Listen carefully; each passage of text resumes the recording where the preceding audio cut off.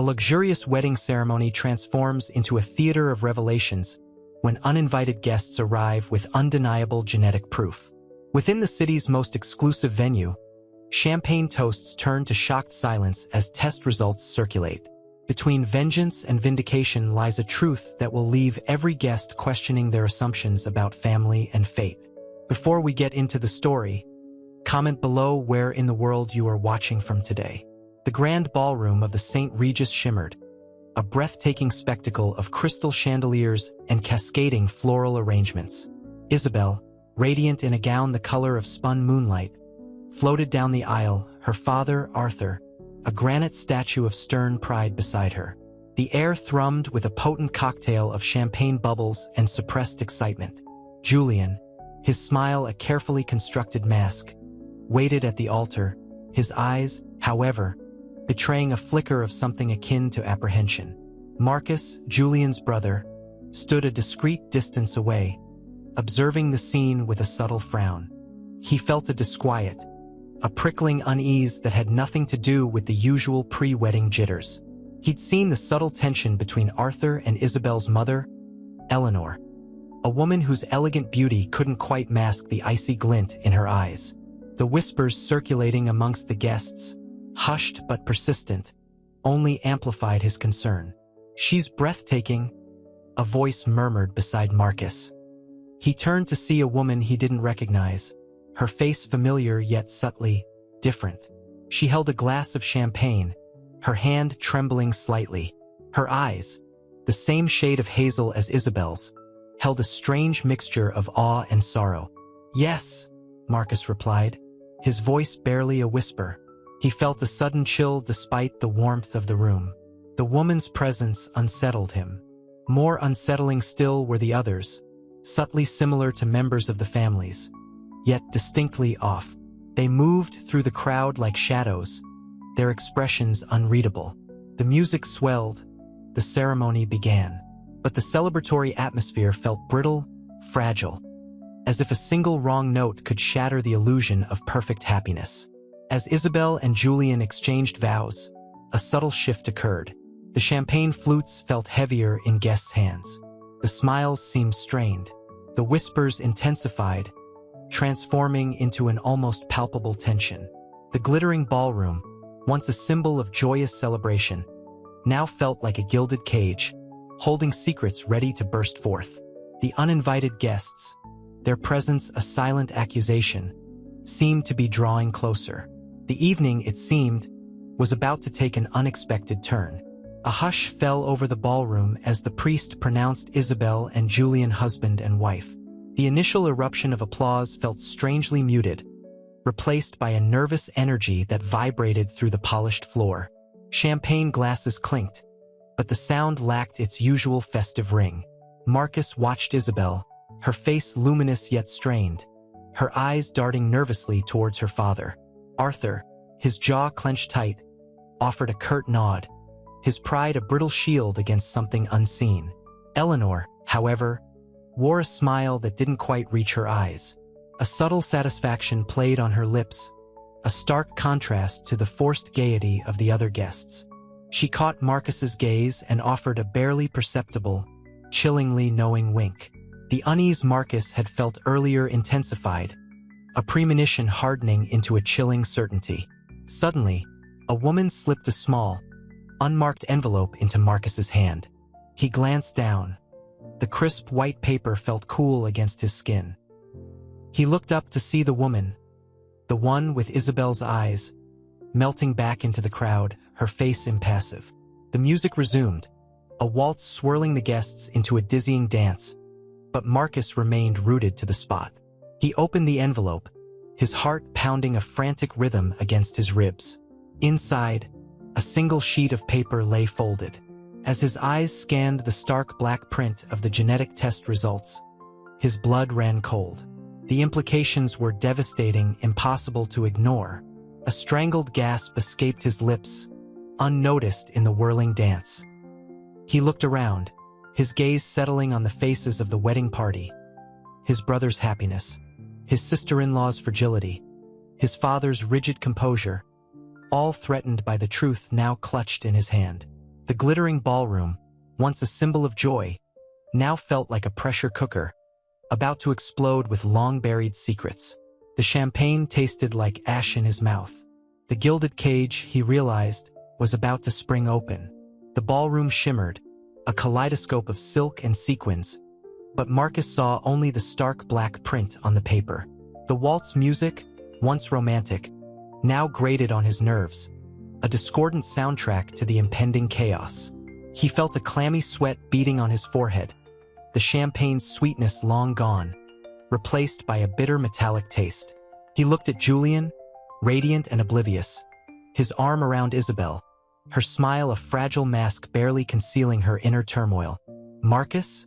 Everything all right?" Julian's voice, laced with concern, cut through the swirling music. Marcus swallowed, the lump in his throat constricting his breath. He couldn't speak, not yet.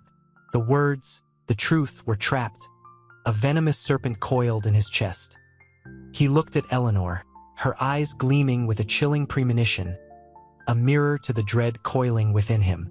Her subtle, almost imperceptible nod confirmed his worst fears. This wasn't just suspicion anymore. It was stark, undeniable confirmation. Isabel's father, Arthur, stood stiff and unyielding, his back ramrod straight, a stark contrast to the nervous tremor in his hand as he raised his glass. His usual imposing presence felt brittle, fragile, on the verge of shattering. The celebratory atmosphere felt suffocating. A gilded cage indeed, poised to unleash its trapped secrets. The weight of the knowledge pressed down on Marcus, heavy and suffocating. He slipped away from the dance floor, the glittering throng blurring into a hazy mass. He needed air, needed time to process the seismic implications of the test results before confronting the devastating truth. He found himself outside on the terrace, the cool night air a welcome reprieve from the oppressive warmth inside. The city lights twinkled below, a distant, glittering mirage of normalcy, a stark contrast to the turmoil raging within him. He reread the results, each word a hammer blow to his heart. The elegant script detailing the genetic match was undeniable. The implications were devastating not only for his brother, but for everyone in the seemingly perfect family. The elegant facade of wealth and privilege now seemed a fragile veneer, masking a deep well of deception and pain. His stomach churned with a nausea that had nothing to do with the champagne. He had to tell Julian, but how?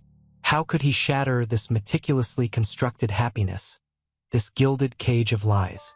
The truth, he knew, was a cruel beast, and its unleashing would be catastrophic. The night, once a celebration, now felt like the prelude to a storm. The cool night air did little to soothe Marcus's churning stomach. He reread the results, the crisp white paper crinkling in his trembling hand. Each word, a stark, unforgiving truth, hammered against his ribs. The city lights, a glittering tapestry below, mocked his inner turmoil. He felt utterly alone, the weight of the secret pressing down like a physical burden.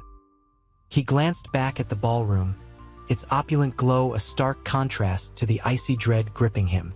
Isabel's laughter, once a melodious chime, now sounded brittle, almost desperate.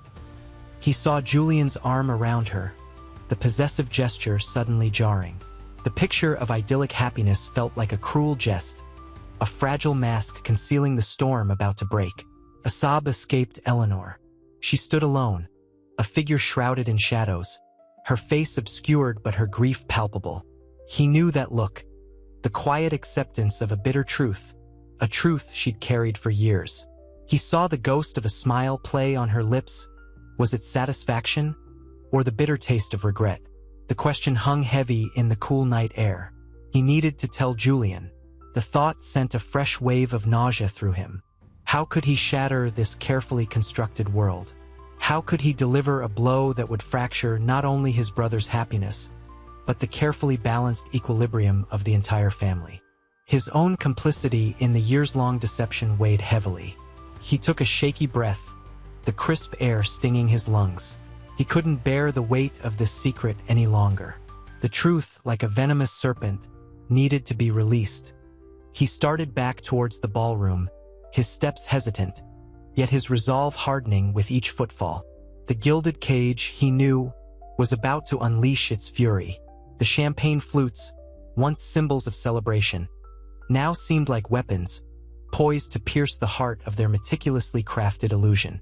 The night was far from over. The storm, he knew, was about to break. The ballroom doors swallowed Marcus, the opulent glow momentarily blinding after the cool night air. He moved through the swirling crowd, a sea of elegant gowns and tailored suits, each face a mask of forced gaiety. The clinking of champagne flutes sounded brittle, discordant. He spotted Julian, his arms still around Isabel, but the forced smile didn't quite reach his eyes. Isabel, radiant moments ago, now seemed fragile, a delicate porcelain doll on the verge of shattering. He caught Eleanor's eye. She stood alone, a solitary figure near a towering fountain, the water's gentle cascade a stark contrast to the tempest brewing within her. Her gaze held a quiet sadness, a weariness that spoke of years of carrying a heavy burden. There was no triumph, no schadenfreude, only a deep, abiding sorrow. "Eleanor," Marcus whispered, approaching her cautiously. The music faded slightly, the hushed conversation around them creating a subtle vacuum. She turned, her face etched with lines of pain and regret. "Marcus," she murmured, her voice barely audible above the muted sounds of the celebration. "I knew you'd find me." He nodded, his throat tight. "I had to tell Julian." Her lips curved into a faint, almost imperceptible smile. "He deserves to know. The truth, however painful, is always better than a gilded lie." Her eyes, though filled with sadness, held a glimmer of acceptance. "But how do I tell him?" Marcus whispered, his voice thick with despair. "How do I destroy everything he believes in?" Eleanor placed a comforting hand on his arm, her touch surprisingly strong. "Tell him with compassion, Marcus, with honesty. Let him know it's not about blame, but about truth and healing." He looked at her, searching for strength in her weary eyes. The weight of his responsibility felt almost unbearable, but in Eleanor's quiet dignity, he found a flicker of hope. He had to break the news, yes, but also to offer Julian a chance for understanding, for reconciliation. The burden felt less crushing now, less like a personal failing, and more like a necessary step toward eventual healing. The party, the opulence, the perfect facade, it all seemed to shimmer and distort, revealing the cracks beneath the surface, cracks that needed mending. The champagne bubbles prickled on his tongue, suddenly tasting metallic, bitter, and foreboding. The storm was coming, but perhaps, just perhaps, amidst the devastation, a fragile dawn would break. The weight of the secret pressed down on Marcus, heavier than any champagne flute in his hand. He watched Julian, his forced smile a fragile mask, clinging to Isabel as if she might vanish. The ballroom's glittering chandeliers seemed to mock their pretense, their light reflecting off the polished marble floor, cold and unforgiving. He needed a private moment, a space away from the glittering cage of the celebration. He excused himself, the polite murmur of apologies barely registering. He navigated the throng, the scent of lilies and expensive perfumes suddenly cloying, the music a throbbing pressure in his ears. He found refuge in a secluded alcove, a shadowed corner near the overflowing floral arrangements. The scent of roses, thankfully, was soothing against the artificiality of the ballroom. He pulled out his phone, the cool glass a stark contrast to the feverish heat in his chest. He scrolled through the encrypted messages, the genetic evidence stark and undeniable. His own family's history was interwoven with this, a painful truth he'd carried for years. He hadn't wanted to believe it. Now he had to choose. Truth or betrayal. The alcove door opened quietly. Eleanor stood there, framed by the faint light filtering from the ballroom, her face etched with a weariness that went beyond the years. "Marcus," she whispered, her voice barely audible. It's true, isn't it?" He nodded, unable to speak. The words felt trapped in his throat, choked by the enormity of the revelation. He handed her the phone, the cold glass a chilling testament to their shared sorrow. Her fingers trembled as she took it, her eyes fixed on the screen, the light reflecting in their depths like trapped tears. I knew, she finally breathed, her voice barely above a whisper. A single tear traced a path through the fine lines around her eyes. But I never wanted to believe it. Never. Silence hung heavy between them, thick with the unspoken pain of years. The faint strains of the wedding waltz felt cruelly ironic. The gilded cage, indeed. The truth was a bitter pill, far removed from the sweet champagne. The question now was not if the truth would come out, but how. The delicate balance of their lives hung in the balance, ready to shatter. Eleanor's trembling hand clutched the phone, the cool glass a stark contrast to the heat rising in her chest. The encrypted message, stark and unforgiving, confirmed what she'd suspected for years. A truth she'd buried deep beneath layers of denial. The faint scent of lilies, so overwhelmingly sweet moments before, now felt suffocating. She looked up at Marcus, his face etched with a weariness that mirrored her own. The gilded cage of the ballroom, with its shimmering lights and forced gaiety, felt miles away. I never wanted to believe it, she repeated, her voice a fragile whisper against the suffocating silence. A single tear escaped, tracing a slow path down her cheek, leaving a glistening trail in its wake. The weight of unspoken years pressed down on them, heavier than any champagne flute. Marcus reached out, his touch hesitant, yet gentle. He covered her hand with his own trembling slightly. The unspoken understanding between them transcended words, a shared burden of secrets, of betrayals and regrets. The faint strains of the wedding waltz, a cruel mockery of their shared sorrow, filtered through the alcove's shadows. It changes everything, Marcus finally whispered, his voice thick with emotion. The truth, once a chilling possibility, now hung heavy in the air, a palpable presence that threatened to shatter the illusion of their perfect world. Eleanor nodded, her gaze distant, lost in the swirling vortex of her memories. The image of a young, hopeful her, full of dreams and naive optimism, flashed before her eyes. She'd made choices born of desperation and fear, choices that had led to this devastating moment. Guilt gnawed at her, a bitter taste that lingered on her tongue. Not everything, Eleanor whispered, her voice gaining a newfound strength. Some things are still worth fighting for. A flicker of resolve ignited in her eyes, a tiny spark of defiance in the face of overwhelming despair. The faintest hint of a smile touched her lips. We need a plan. The unspoken question hung between them. How do they navigate this treacherous path, where vengeance and vindication danced a dangerous tango? The wedding, once a symbol of joyous union, now loomed as a battlefield, where the fight for truth and reconciliation was about to begin. The gilded cage would soon become a crucible, forging a new future from the ashes of the past. The first step, however, was silence, a shared moment of grief and acceptance before the storm. The champagne flutes, once sparkling symbols of celebration, now felt heavy and cold in their hands. Isabel, her carefully crafted composure crumbling, stared at the single, damning line on the test result, a line that shattered her carefully constructed reality.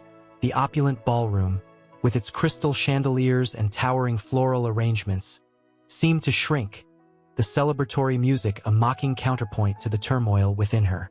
It can't be, she whispered, her voice barely audible above the faint murmur of hushed conversations spreading like wildfire amongst the guests.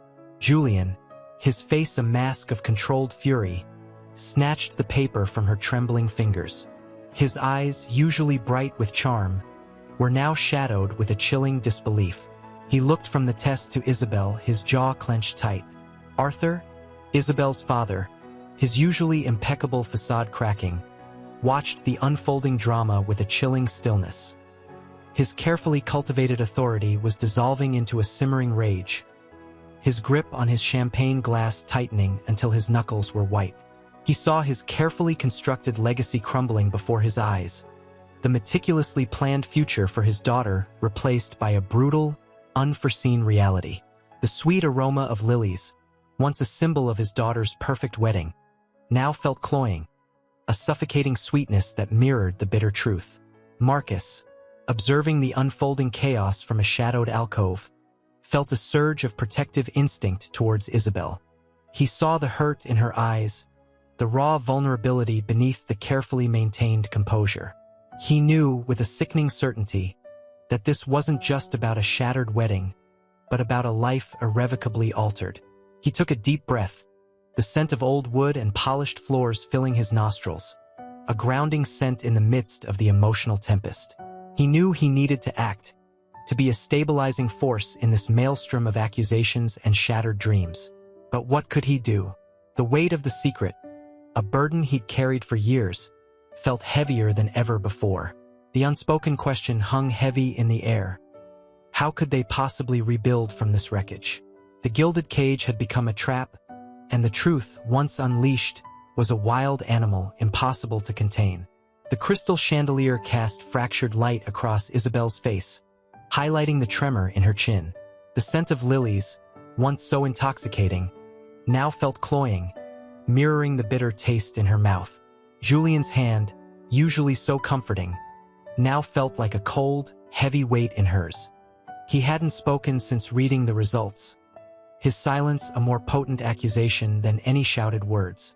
"It's a mistake," she whispered, her voice barely above a breath. The words felt hollow even to her own ears. The opulent ballroom, once a symbol of her perfect fairy tale, had transformed into a suffocating cage.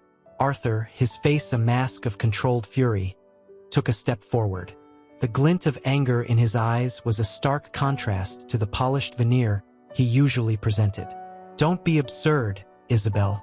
The tests are conclusive." His voice, usually a low rumble of authority, held a dangerous edge. The clinking of champagne glasses seemed to mock the shattering of their lives. Marcus, observing from the periphery, saw the way Eleanor, Isabel's mother, watched the scene unfold. Her expression was unreadable, a complex tapestry of regret and something akin to satisfaction. A shiver ran down his spine. This wasn't just a family crisis. It was a tangled web of secrets and betrayals stretching back years. "There has to be some explanation," Julian finally said, his voice rough, betraying the carefully constructed composure he'd maintained. He looked from Isabel to her father, his gaze lingering on the subtle shift in his father's posture, a slight slump of the shoulders that revealed the cracks in his carefully maintained composure. The weight of the unspoken hung heavy in the air, a shared fear, a silent acknowledgement of the truth. Isabel's gaze fell upon the intricate floral arrangements, a symphony of colors designed to accentuate the romance, now felt only to amplify the tragic irony of the situation. The overwhelming scent of lilies suddenly felt heavy, sickly sweet, like a suffocating blanket of lies. "But who?" she choked out, the question hanging in the air, unanswered. The silence filled only with the subtle rustle of expensive fabrics and the hushed whispers of shocked guests. The gilded cage had sprung its trap, and the truth, once unleashed, threatened to destroy everything they held dear. The future, once so bright, now seemed shrouded in an uncertain and chilling darkness. The hushed whispers escalated into a low murmur, a tide of disbelief washing over the opulent ballroom. Crystal glasses, moments before brimming with celebratory champagne, now felt heavy, their contents forgotten. Isabel, her carefully constructed composure crumbling, felt a wave of nausea. The lilies, their perfume once so alluring, now clung to her like a suffocating shroud. She looked at Julian, his face etched with a confusion that mirrored her own, yet held a chilling undercurrent of suspicion. This can't be right," Julian finally said, his voice hoarse, the words a desperate plea against the encroaching reality. He gripped her hand, his touch a stark contrast to the icy dread that gripped his heart. His eyes, usually sparkling with charm, were clouded with uncertainty, flitting between Isabel and her father, Arthur, whose rigidly controlled demeanor was beginning to crack. Arthur, his face a mask of simmering rage barely contained, remained silent, his gaze fixed on the crumpled DNA test results clutched in his hand. His silence, however, spoke volumes, a chilling testament to the turmoil raging within. The controlled fury radiating from him was palpable, thick enough to cut with a knife. The air crackled with unspoken accusations, a silent war waged in the tense stillness of the ballroom. Eleanor, Isabel's mother, watched the unfolding drama with an unnerving stillness. Her expression remained enigmatic, a carefully crafted facade that offered no clue to her inner thoughts. Yet, in the subtle twitch of her lips, a flicker of something akin to satisfaction, or perhaps bitter regret, passed fleetingly. Marcus, observing from the edge of the room, noticed the almost imperceptible shift in Arthur's posture. A slight slump of the shoulders that betrayed the carefully constructed facade of control. The weight of the unspoken hung heavy in the air, a shared fear, a silent acknowledgement of a devastating truth. A nervous cough broke the suffocating silence. A guest, a distant relative Isabel barely recognized, approached hesitantly. The woman's eyes, red-rimmed and filled with unshed tears, held a mixture of pity and understanding. She offered a fleeting, sympathetic smile.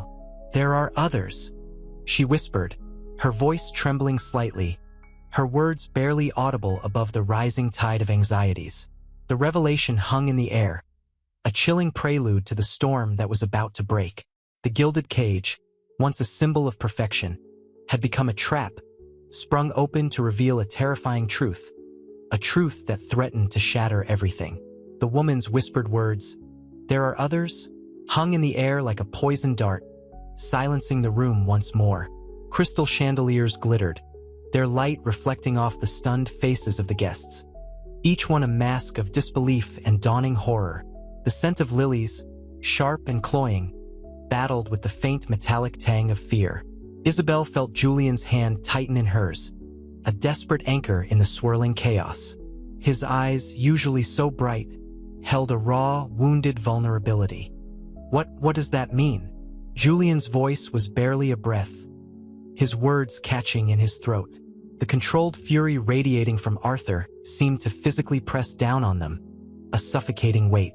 He didn't answer, his gaze flickering between the crumpled test results and his daughter's ashen face. The silence stretched, taut and unbearable, punctuated only by the rhythmic tick-tock of a grandfather clock in the hallway. Its relentless beat felt like a hammer against Isabel's already fractured composure. Eleanor, Isabel's mother, remained an enigma, her expression unreadable. But the subtle tremor in her perfectly manicured hand betrayed a hidden turmoil. A single tear, like a stray pearl, escaped and traced a path down her cheek, leaving a glistening trail through expertly applied makeup. Was it regret, or a grim satisfaction at the unraveling of her ex-husband's carefully constructed world? Marcus, observing from the sidelines, noticed the subtle shift in the room's temperature. The initial shock was giving way to a cold, creeping dread. The air, once thick with the celebratory buzz of champagne flutes, now hummed with a chilling undercurrent of suspicion and betrayal. He felt a wave of nausea mirroring Isabel's, the lavish ballroom suddenly feeling claustrophobic and suffocating. He wanted to intervene, to offer some comfort, but the words caught in his throat. He felt utterly helpless, a silent witness to the implosion of a family he had always considered so perfect. A low sob escaped Isabel, breaking the tension. It was a sound of utter devastation, a sound that stripped away the carefully crafted image of the bride, leaving behind only a young woman facing a horrifying truth. The champagne, the flowers, the meticulously planned wedding, all of it felt like a cruel mockery now, a gilded cage designed to mask a devastating reality. The opulent ballroom, once a symbol of celebration and happiness, had become a stage for a tragedy unfolding in slow, agonizing motion. The weight of unspoken words hung heavier than ever, threatening to crush them all. Isabel's sob shattered the suffocating silence, a raw, vulnerable sound that ripped through the gilded cage of the ballroom. The crystal chandeliers seemed to dim, their light now reflecting not just off the shocked faces, but off the unshed tears welling in Eleanor's eyes. A single tear finally escaped, tracing a slow, glittering path down her cheek, a stark contrast to the perfectly applied makeup. Regrets or satisfaction? The question hung unanswered, heavy in the air like the cloying scent of lilies. Julian, his hand still clasped tightly in Isabel's, looked from his bride's devastated face to his father-in-law, Arthur. Arthur, his face a mask of controlled fury, stood rigid, the crumpled test results clutched in his hand like a weapon. The silence stretched, broken only by the relentless tick-tock of the grandfather clock, each beat a hammer blow against their fragile composure. What does this mean? Julian repeated, his voice raw with disbelief. His carefully crafted composure, the charming smile that usually adorned his face, had crumbled. He looked younger, smaller, stripped bare by the weight of this revelation.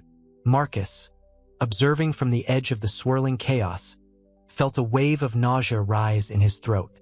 The opulent ballroom, once a symbol of extravagant celebration, had transformed into a suffocating prison of shattered illusions. The champagne flutes, abandoned on tables draped in luxurious silk, seemed to mock the tragedy unfolding before him. He saw the subtle shift in Arthur's posture, the rigid control beginning to crack. His father-in-law's carefully constructed facade, the image of unyielding strength and power, was crumbling under the weight of this devastating truth. The man's rigid composure threatened to snap at any moment. A hush fell over the room, a pregnant silence thick with unspoken accusations and dawning horror. The uninvited guests, previously a source of quiet unease, now seemed to loom, their presence casting long, menacing shadows in the corners of the opulent space. Their whispers, barely audible yet piercingly sharp, added another layer of dread to the already suffocating atmosphere. The scene felt like a meticulously crafted tableau, showcasing the slow unraveling of a family, a perfect storm of betrayal and revelation threatening to consume them all. The glittering ballroom, a stage set for a fairy tale wedding, had become a theater of devastating truths. The weight of unspoken words, the fear, the anger, the betrayal, hung heavy in the air, a poisonous miasma threatening to suffocate them all. The air, thick with the scent of lilies and unspoken accusations, crackled with tension. Isabel, her wedding dress a crumpled mess, sank onto a nearby chaise lounge, the plush velvet offering little comfort. Tears streamed down her face, hot and relentless, each one a testament to the shattering of her perfect world. Julian knelt beside her, his hand covering hers, his touch clumsy, unsure. "Isabel," he whispered, his voice hoarse. "What does this mean?" Arthur, his face a mask of barely controlled rage, paced like a caged animal. The crumpled test results felt like burning coals in his hand. He stopped, his gaze sweeping across the shocked faces gathered in the opulent ballroom. The crystal chandeliers glittered, mocking the devastation below. He cleared his throat, the sound brittle and strained. This changes everything." Eleanor, her expression unreadable, watched from the shadows, a faint smirk playing on her lips. The years of silent resentment, the bitter sting of betrayal, finally found their release. This wasn't just vengeance. It was vindication. But a flicker of something else, regret, perhaps, crossed her face before she quickly masked it. Marcus, caught between loyalty and the unsettling truth, felt a knot tighten in his stomach. He saw the subtle shift in Arthur's posture, the rigid control beginning to fray at the edges. This wasn't just about Isabel and Julian. It was about the carefully constructed foundations of their entire family, crumbling before their eyes. He watched as the uninvited guests, previously peripheral, now seemed to coalesce, their presence a tangible weight in the room, whispering amongst themselves, their words like daggers aimed at the heart of the family. He felt a growing sense of dread. This was only the beginning. The champagne, once a symbol of celebration, now felt like a bitter mockery, its effervescence mirroring the bubbling tension threatening to erupt into open conflict. The grandfather clock ticked relentlessly, each chime a hammer blow against their fragile composure. The silence heavy, pregnant with unspoken truths and the chilling promise of a future irrevocably altered. The crystal chandeliers cast fractured rainbows across the swirling chaos of the ballroom. Isabel's sobs were a counterpoint to the clinking of abandoned champagne flutes, the metallic tang of their emptiness mirroring the hollowness in her heart. Julian, his usually charming smile wiped clean, knelt beside her, his hand hovering over hers, unsure of how to comfort her. The hushed whispers of the assembled guests felt like a physical pressure, a suffocating blanket of disbelief. This can't be true, Julian breathed, his voice raw with disbelief. His gaze flickered to the crumpled test results clutched in Arthur's trembling hand. The stark white paper a stark contrast to the opulent gold of the ballroom's decor. Arthur's face, usually a mask of cold authority, was contorted with a fury barely contained. Eleanor, perched on a distant chaise, watched the unfolding drama with unnerving calm. Her eyes, sharp and calculating, glinted with a mixture of triumph and something else. Regret?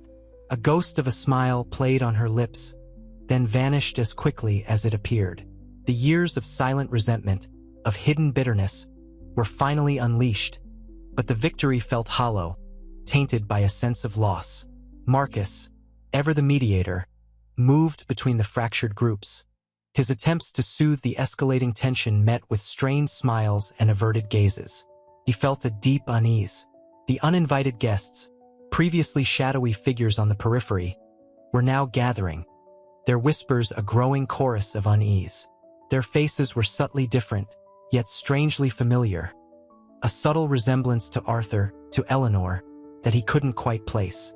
Their presence was a palpable weight in the room, a looming storm about to break. The grandfather clock chimed, each toll a hammer blow to the fragile facade of the perfect wedding. The air, thick with the scent of lilies and the acrid tang of betrayal, crackled with unspoken accusations. Isabel's tears fell silently onto the plush velvet of the chaise lounge, each drop a testament to a life irrevocably altered. The champagne, once a symbol of joy, now tasted like ash in the mouths of those who had partaken. This wasn't just about a shattered wedding. It was about the unraveling of a family, a legacy built on carefully concealed secrets, now exposed for all to see. The truth, like a venomous serpent, had slithered into their gilded cage, its bite both sudden and devastating. The weight of silence pressed down, heavier than the crystal chandeliers above. Isabel's choked sobs were the only sound for a long moment, a stark counterpoint to the opulent ballroom. Julian, his face a mask of bewildered pain, gently took her hand. His touch, usually so confident and charming, was hesitant, almost fearful. "It's not true," he whispered, his voice cracking. "It can't be." Arthur, his usually iron control fractured, paced like a caged animal. The crumpled test results felt like a brand on his soul. His eyes, usually cold and calculating, were now filled with a raw, agonizing fury. He glared at Eleanor, her unnerving calm a stark contrast to the storm raging within him. Her serene expression, however, held a flicker of something akin to guilt, masked by a thin veil of satisfaction. Marcus, observing the unfolding chaos, felt a knot of dread tighten in his stomach. He tried to intervene, his words lost in the rising tide of accusations and whispers. The uninvited guests, their faces subtly familiar yet unervingly different, had begun to coalesce into a menacing group. Their quiet murmurings grew louder, a rising tide of unspoken truths. They seemed to exude an air of quiet menace, their eyes reflecting the shadows of shared secrets. A gasp rippled through the crowd. A woman, her face etched with a mixture of sorrow and defiance, stepped forward. Her resemblance to Arthur was undeniable. "This isn't just about a wedding," she announced, her voice clear and strong, cutting through the stunned silence. "It's about a legacy of lies." Her words hung in the air, heavy with years of suppressed bitterness. The champagne, once a symbol of celebration, now tasted like ashes in the mouths of those who had raised their glasses to a future that was now irrevocably shattered. The gilded cage had sprung its trap. The crystal chandeliers cast a fractured light on Isabel's face, mirroring the shattering of her perfect day. Tears streamed silently down her cheeks, leaving shimmering tracks through her carefully applied makeup. The scent of lilies, once sweet and celebratory, now felt cloying, suffocating. Julian's hand, still clasped in hers, offered little comfort. His touch, usually so assured, trembled.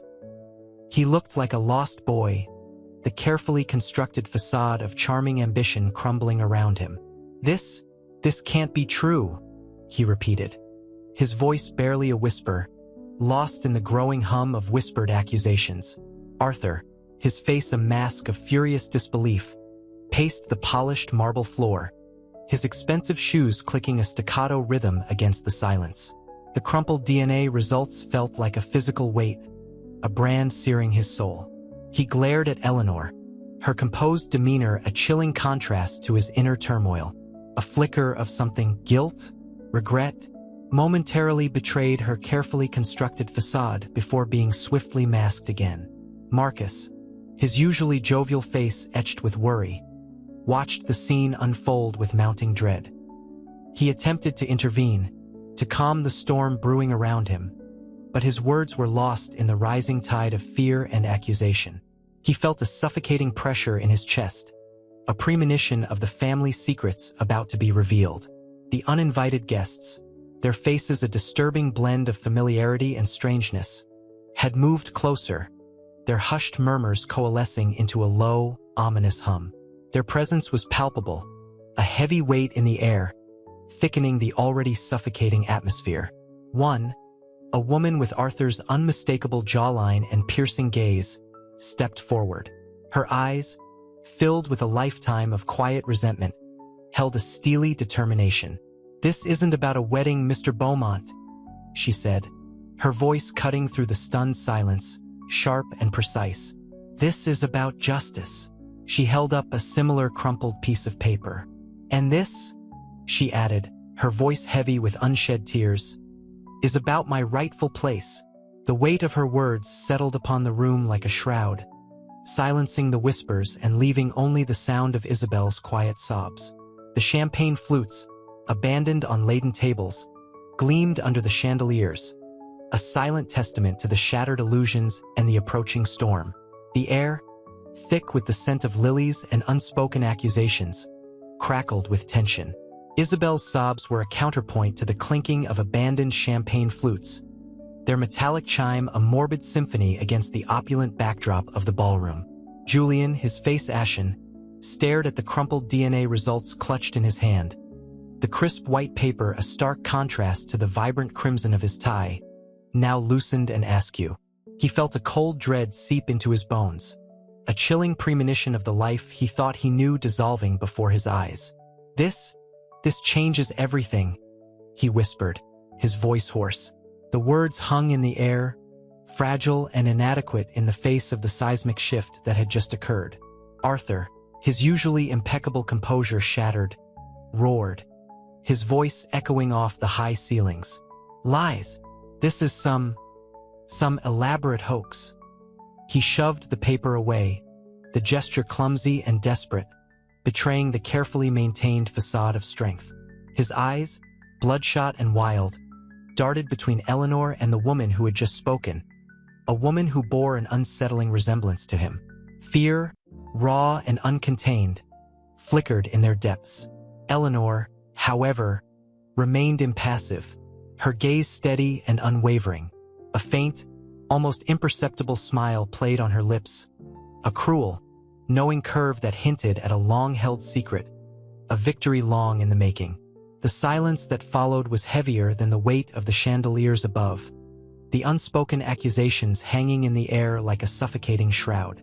Marcus, caught in the maelstrom of accusations and recriminations, felt a crushing weight of responsibility settle on his shoulders.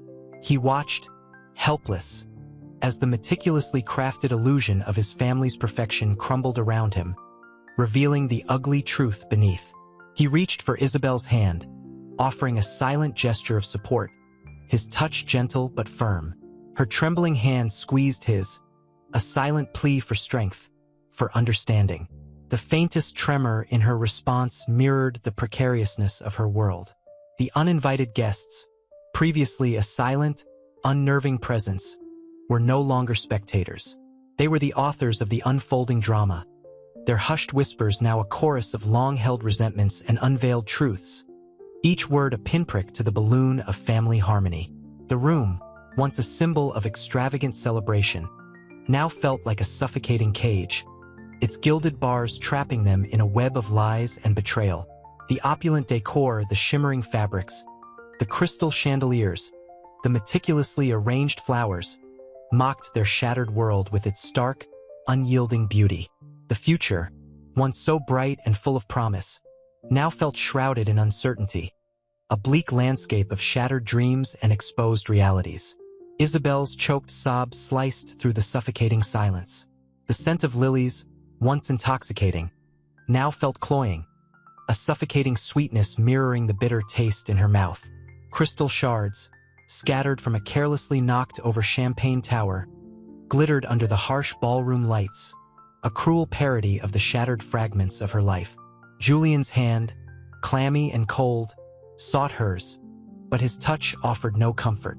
His eyes, usually sparkling with mischief, were now clouded with a grief that mirrored her own, a shared despair born of the devastating truth. "It can't be true," he breathed, his voice barely a whisper lost in the cavernous space. The crumpled DNA results felt like a physical weight in his pocket, a constant reminder of the carefully constructed world collapsing around them. Arthur, his face a mask of furious denial, paced like a caged animal. The meticulously tailored suit, usually a symbol of his unwavering power, now seemed to hang loosely on his frame, highlighting the tremor in his hands. His voice, when he finally spoke, was a raw, ragged sound, laced with barely contained fury. "This is a conspiracy, a malicious lie." Eleanor, however, remained unmoved, her expression a study in chilling composure. The faintest suggestion of a smile played on her lips, a cruel, almost imperceptible curve that sent a fresh wave of icy dread through Isabel.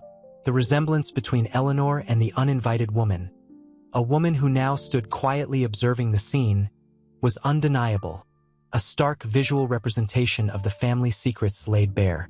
Marcus, caught between the warring factions, felt the weight of the world settle on his shoulders.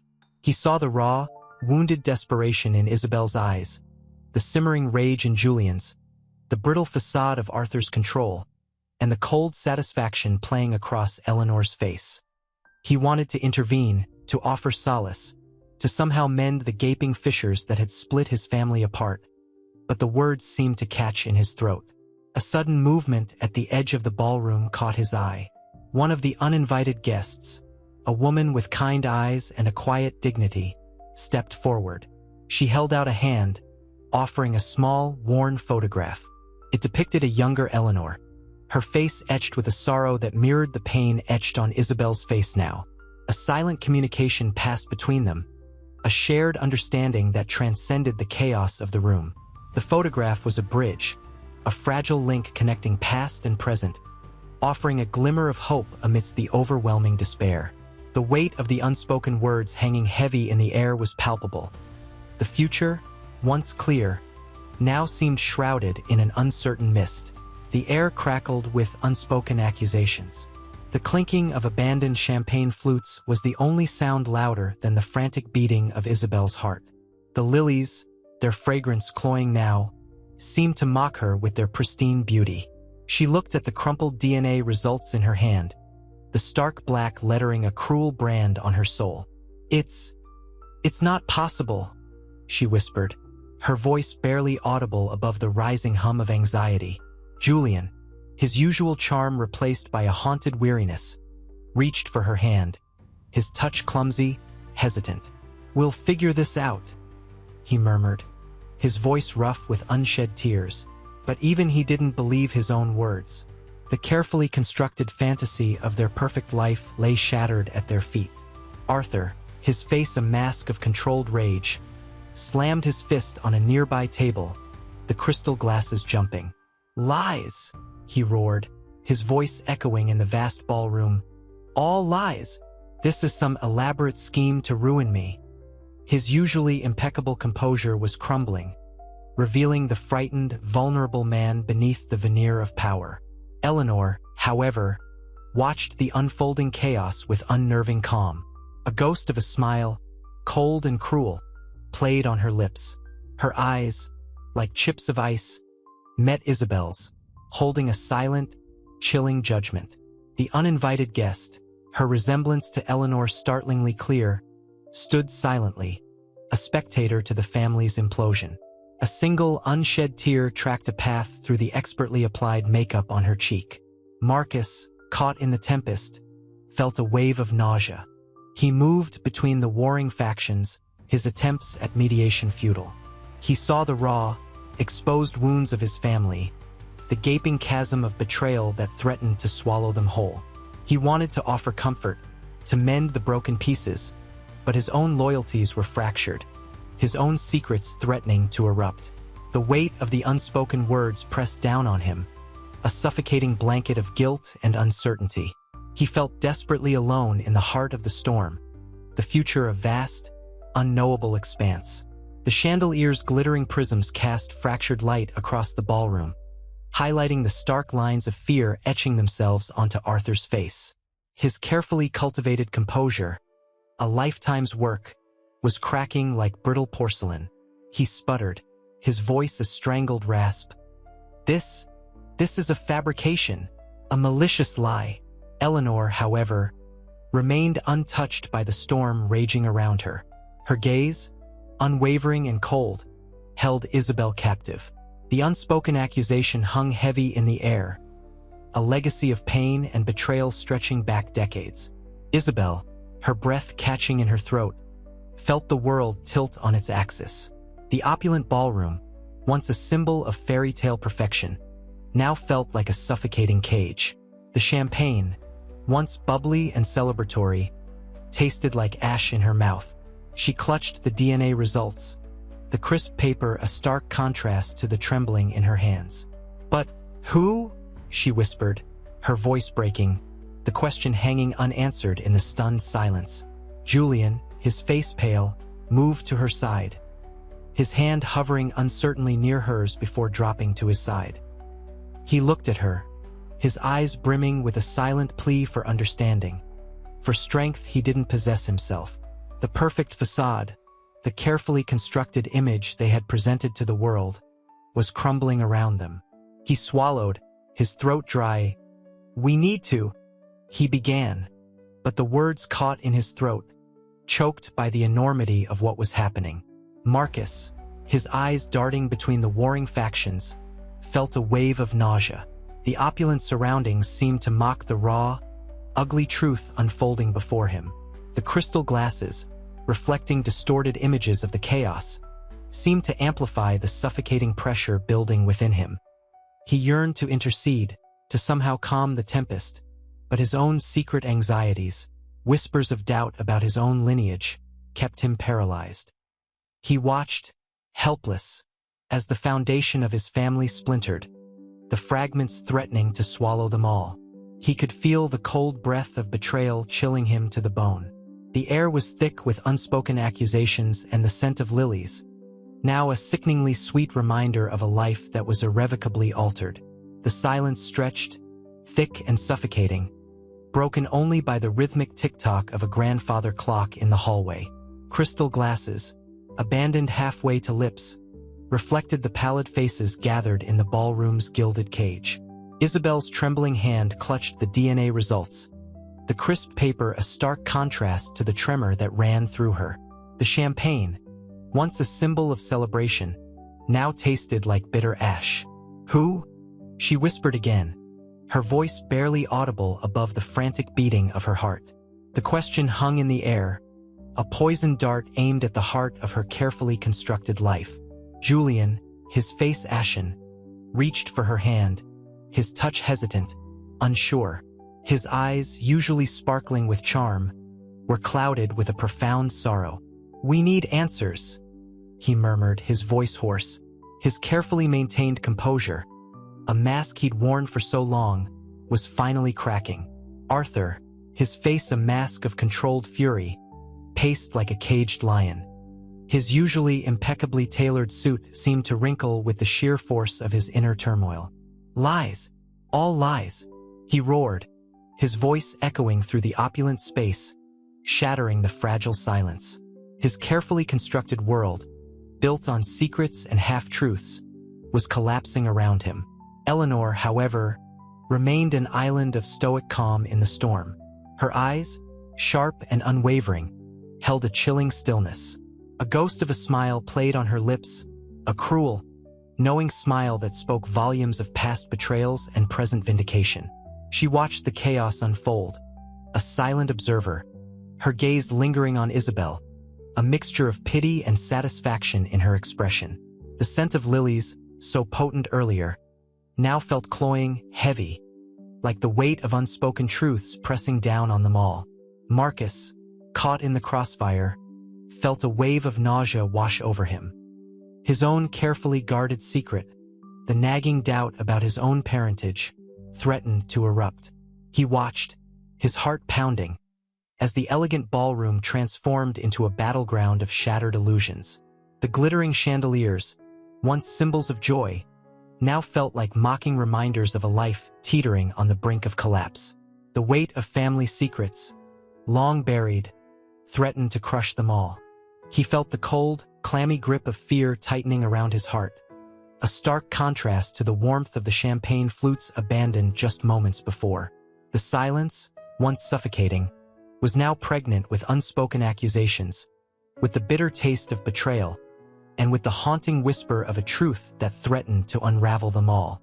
The grandfather clock's chime, a sharp counterpoint to the ballroom's hushed chaos, echoed the frantic rhythm of Isabel's heart. Tears, hot and stinging, blurred the already indistinct faces around her. The scent of lilies, once celebratory, now clung to the air like a shroud. Julian's hand, cool and trembling in hers, offered little comfort. His usual charm was replaced by a raw vulnerability that both frightened and drew her in. It can't be true," she whispered, her voice catching in her throat. The crisp paper in her hand felt like a weapon, a verdict delivered not by a judge, but by science, cold and unforgiving. Arthur, his face a mask of livid rage, punctuated the silence with another roar.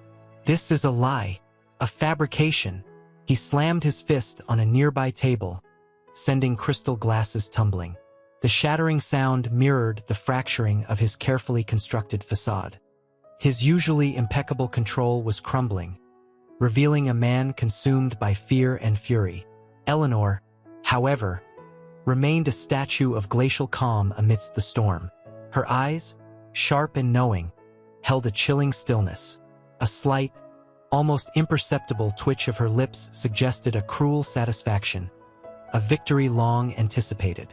She watched, a silent predator observing her prey's desperate struggle.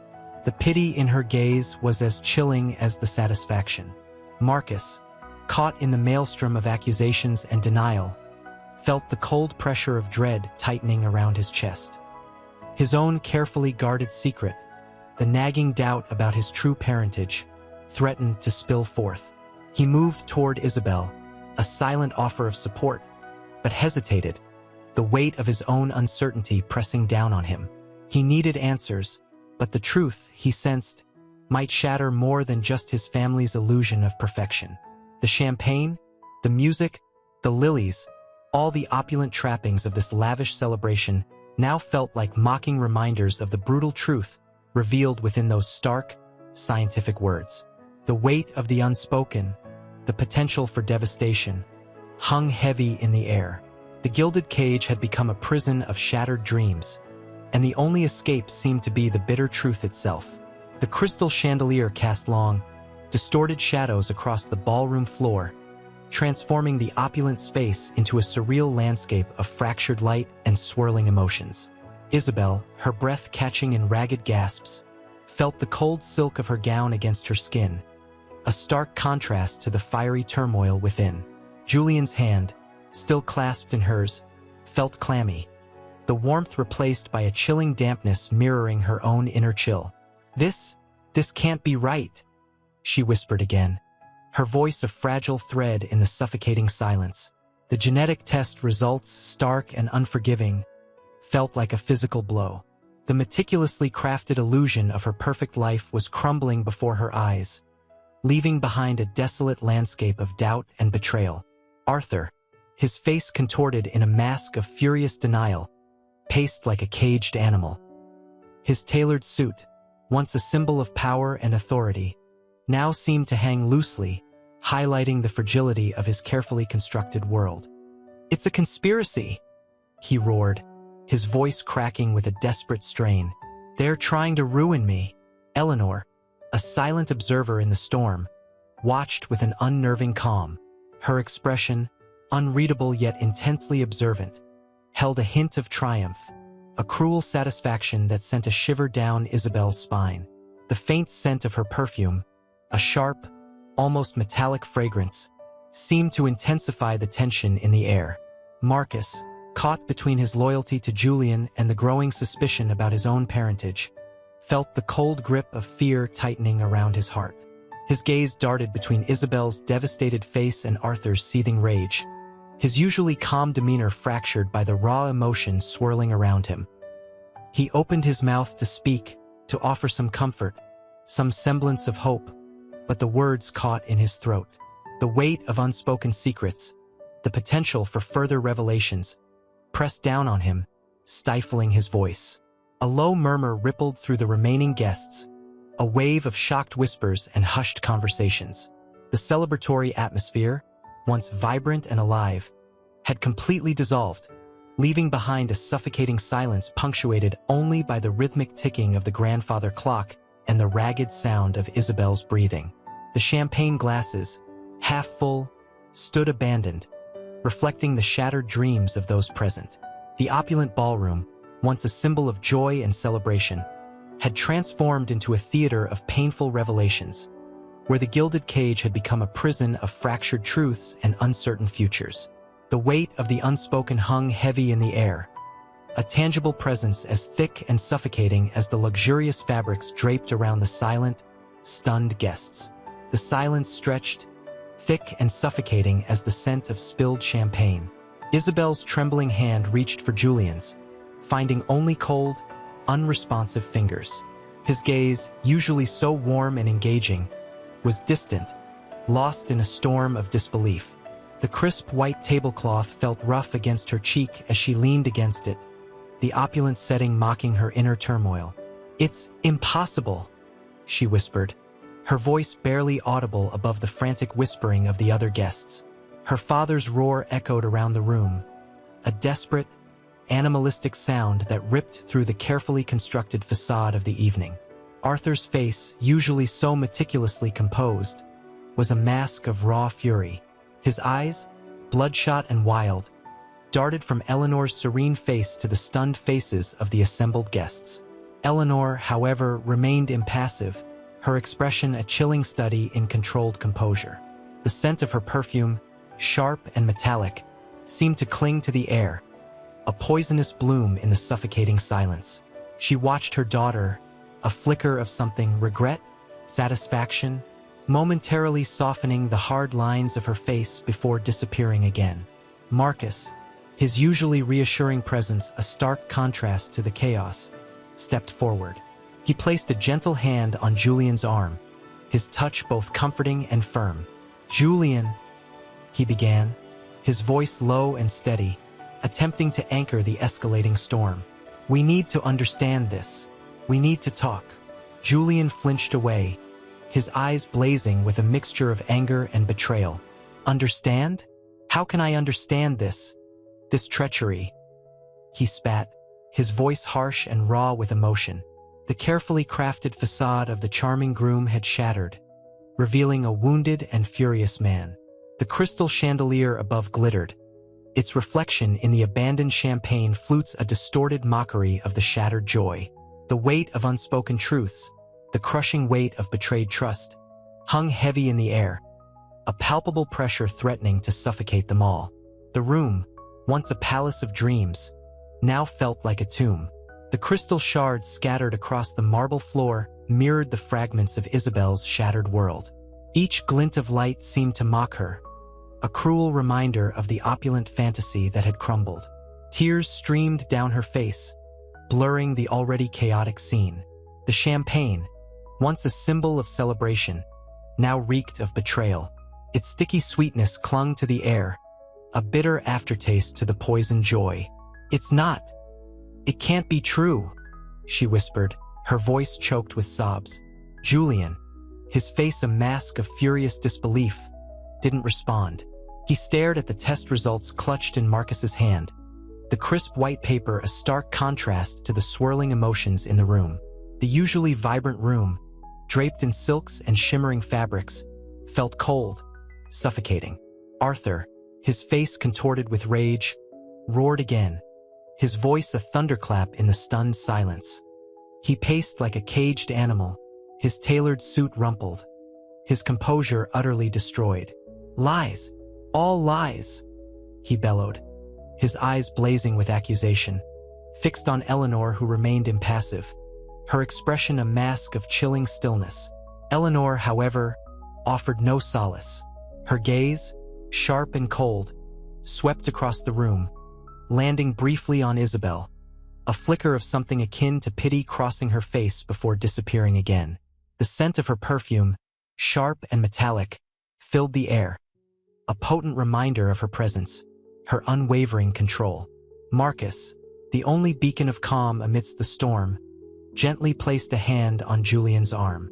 "Julian," he said quietly, his voice steady, a grounding force against the rising tide of chaos. "We need to—" Julian ripped his arm away, his eyes flashing. "Need to understand? Understand what? That my entire life is a lie." His voice cracked, raw with hurt and betrayal. The veneer of charming groom had completely shattered, revealing a man wounded to his core. Isabel looked from her distraught fiancé to her furious father, then to her impassive mother. The weight of the revelations, the shattering of her carefully constructed reality, crashed down on her, crushing her spirit. The exquisite venue, a symbol of her family's wealth and power, suddenly felt like a gilded cage, trapping her in a nightmare. The dream of her perfect wedding, of a perfect life, was reduced to shards of broken glass and the bitter taste of shattered illusions. The unspoken questions hung in the air, heavy and suffocating, as the weight of the truth threatened to consume them all. Marcus's attempt at mediation faltered under the weight of Julian's raw anguish. The crystal chandelier, a breathtaking cascade of light moments before, now seemed to mock their despair. Its glittering facets reflected the tears streaming down Isabel's face, each drop a miniature tragedy. The air, thick with the scent of spilled champagne and expensive perfume, felt suffocating. Arthur, still raging, shoved a chair aside, the scrape of metal against marble echoing the harshness of his emotions. "It's a conspiracy, a fabrication," he roared, his voice hoarse with fury. His normally impeccably groomed hair was disheveled, his tie loosened, betraying the unraveling of his carefully constructed composure. Eleanor, however, remained an island of unnerving calm amidst the storm. Her gaze, cold and assessing, swept over the room, lingering for a moment on Marcus. A subtle shift in her posture, almost imperceptible, suggested a hidden calculation, a silent assessment of the unfolding chaos. The metallic tang of her perfume, sharp and unwavering, seemed to amplify the tension. Isabel, her breath ragged, stumbled towards her mother. "Mother?" she whispered, her voice trembling. "Is it true?" The question hung in the air, fragile and desperate, a stark contrast to the storm raging around them. Her usually flawless makeup was smudged, her eyes red and swollen. The exquisite gown, once a symbol of bridal bliss, now seemed to weigh her down, a heavy cloak of sorrow. Eleanor's lips curved into a thin, almost imperceptible smile. "The truth, my dear," she said, her voice low and smooth as silk, "is often far more complicated than we like to believe." The words hung in the air, laced with an undercurrent of chilling finality. Her gaze shifted to Julian, a flicker of something unreadable, perhaps pity, perhaps triumph, crossing her face before disappearing again. The silence that followed was deafening, broken only by the erratic pulse of the room's expensive lighting system. Julian, his face pale and drawn, stared at the test results, his hand clenching into a fist. "Who?" he finally managed, his voice barely a rasp. "Who did this to me? Who lied?" The question, born of pain and betrayal, echoed the unspoken anxieties of everyone in the room. The weight of the unanswered questions pressed down, a suffocating blanket of uncertainty. The champagne flutes, abandoned amidst the wreckage of their perfect wedding, seemed to mock their shattered illusions. Isabel's whispered question hung in the suffocating silence, a fragile butterfly trapped in a hurricane. The crystal chandelier, a symbol of their once perfect fairy tale, seemed to weep shimmering tears of light onto the chaos below. The scent of spilled champagne mingled with the sharp, metallic tang of Eleanor's perfume, a cruel counterpoint to the sweetness of the ruined wedding cake. Julian, his face a mask of stunned disbelief, stared at the test results clutched in his trembling hand. The stark black and white of the document mocked the vibrant colors of the opulent ballroom. He looked from the paper to Isabel, her face streaked with tears, her usually flawless composure shattered. The weight of the revelation pressed down on him, heavier than any burden he'd ever known. Who did this?" he rasped, his voice raw with pain. The question was a desperate plea, an accusation aimed at the shadowed figures lurking at the edges of the room, the uninvited guests, their faces inscrutable, their motives hidden.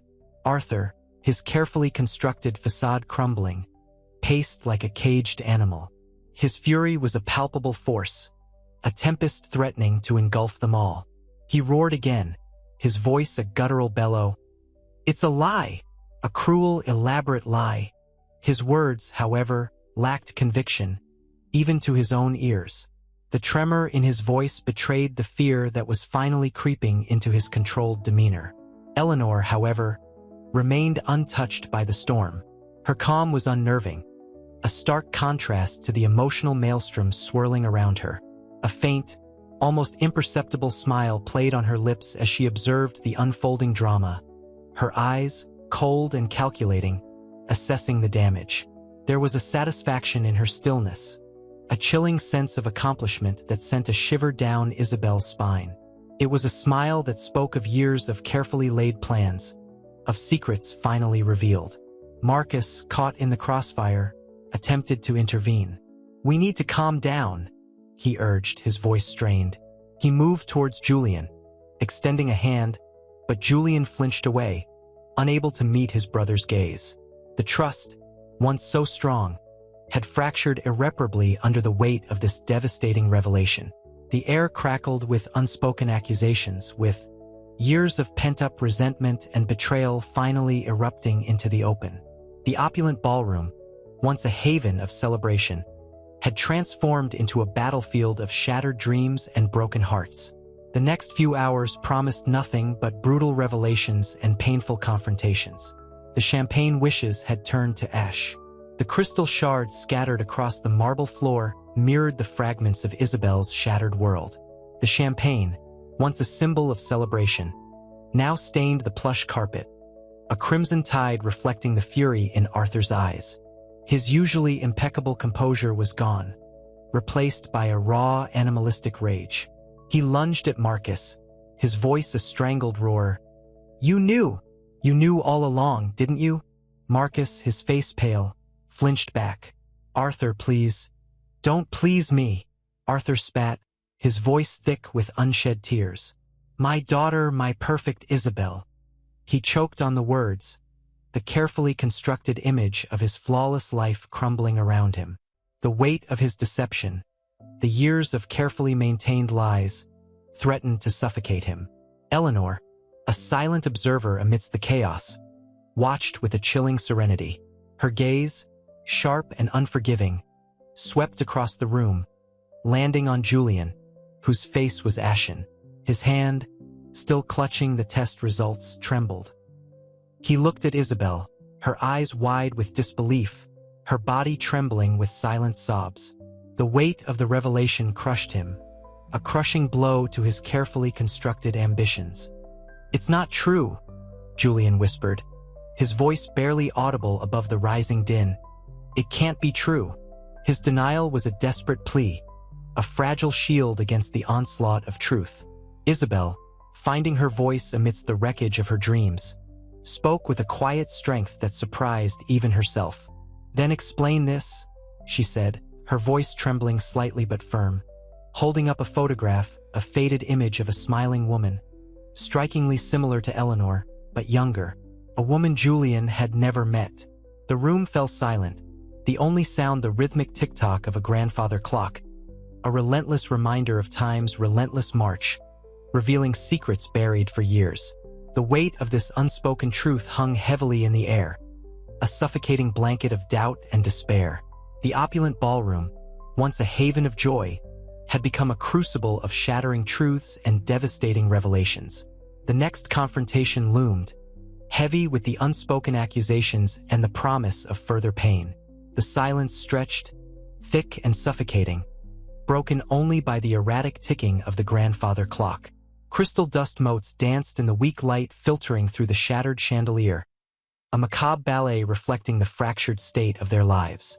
Isabel, her wedding dress a crumpled mess, clutched the photograph, a younger, vibrant Eleanor, smiling a secret smile.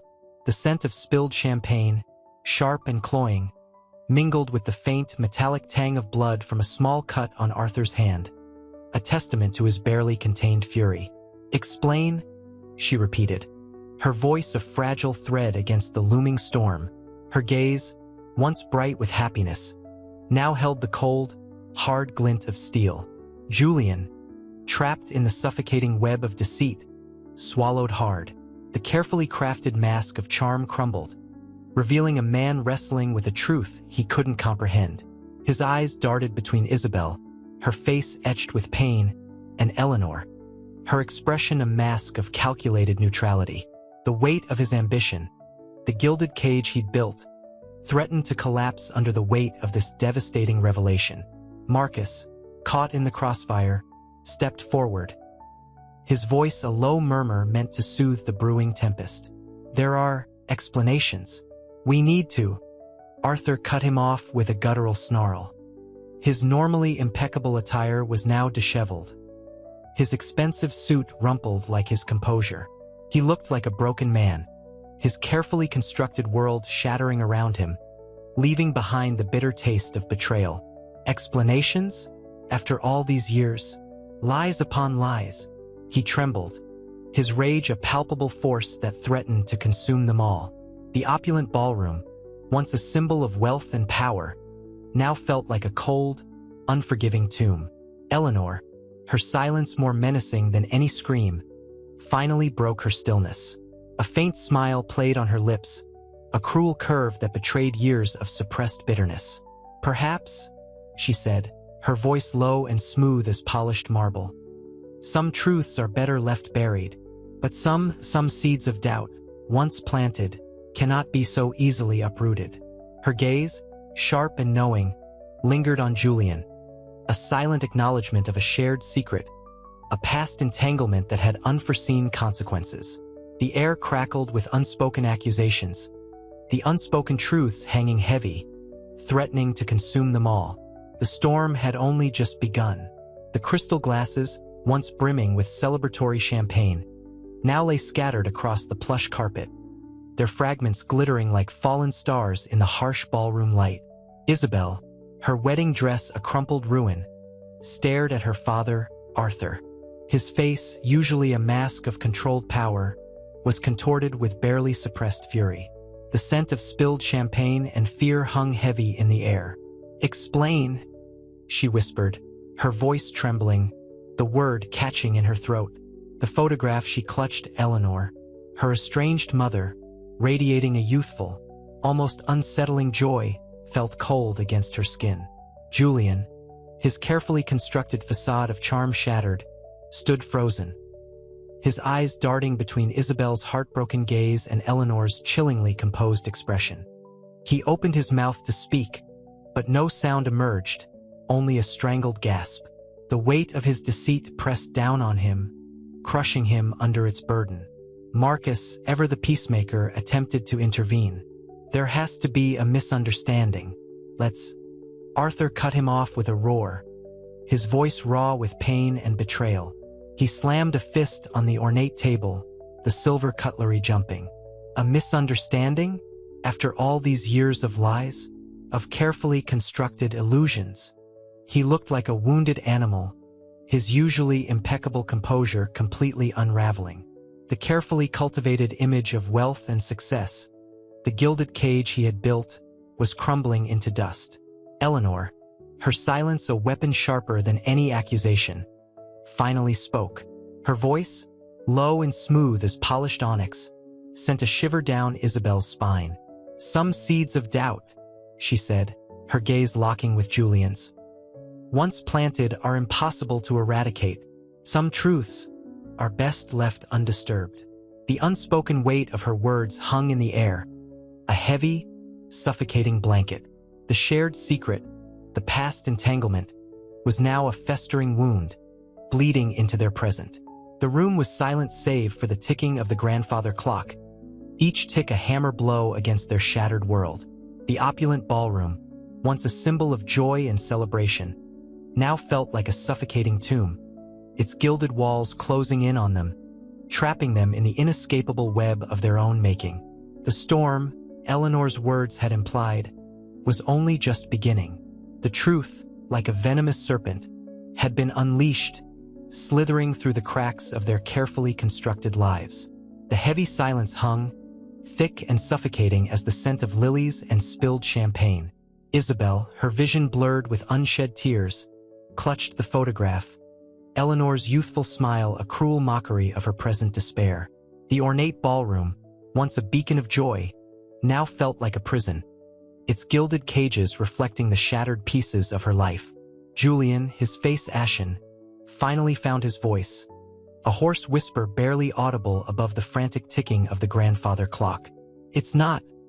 It can't be true," he stammered, his eyes darting nervously to Marcus, then back to Arthur's furious gaze. His carefully constructed persona, the charming facade he'd cultivated so meticulously, had crumbled, revealing a man consumed by fear and self-preservation. Arthur, his face a mask of raw, wounded pride, rose slowly, his movements stiff and deliberate. The tremor in his hand, as he reached for a crystal glass, betrayed the inner turmoil struggling for control. He crushed the delicate glass in his fist, the sharp shards echoing the fragments of his carefully built world. "Lies," he rasped, his voice a low growl. Years of carefully orchestrated lies. His gaze, cold and accusatory, fell upon Eleanor, her serene composure a stark contrast to the chaos swirling around her. Eleanor, a picture of quiet strength, met his gaze without flinching. The faintest hint of a smile played on her lips, a subtle expression of triumph laced with an undercurrent of sorrow. "Some truths," she murmured, her voice soft yet resonant, each word carrying the weight of years of unspoken resentments, "are best unearthed, Arthur, even if it destroys everything you've built." Marcus, caught in the crossfire of accusations and simmering resentment, stepped forward, his attempts at mediation faltering. His expression was pained, a mixture of concern for Isabel and a growing sense of unease about his own family's secrets. "There has to be a way," he began, his voice laced with frustration, but his words were swallowed by the rising tide of anger and despair. The unspoken accusations hung heavy in the air, a silent battle waged with burning glares and trembling hands. The opulent surroundings served only to emphasize the stark contrast between the gilded cage and the raw, exposed emotions tearing them apart. The truth, like a relentless wave, threatened to engulf them all, leaving behind nothing but the wreckage of shattered dreams and broken trust. The storm had begun, and none of them were prepared for its devastating power. The crystal chandelier cast long, shimmering shadows across the ballroom floor, each glint of light reflecting in the tear-streaked face of Isabel. The champagne flutes, abandoned mid-toast, lay scattered like fallen soldiers on the pristine white tablecloth. The air, thick with the cloying scent of lilies and the metallic tang of blood. A tiny cut on Arthur's hand, a crimson stain spreading across the ivory carpet. He stood rigid, the shattered remains of the crystal glass clutched in his fist, a testament to his crumbling control.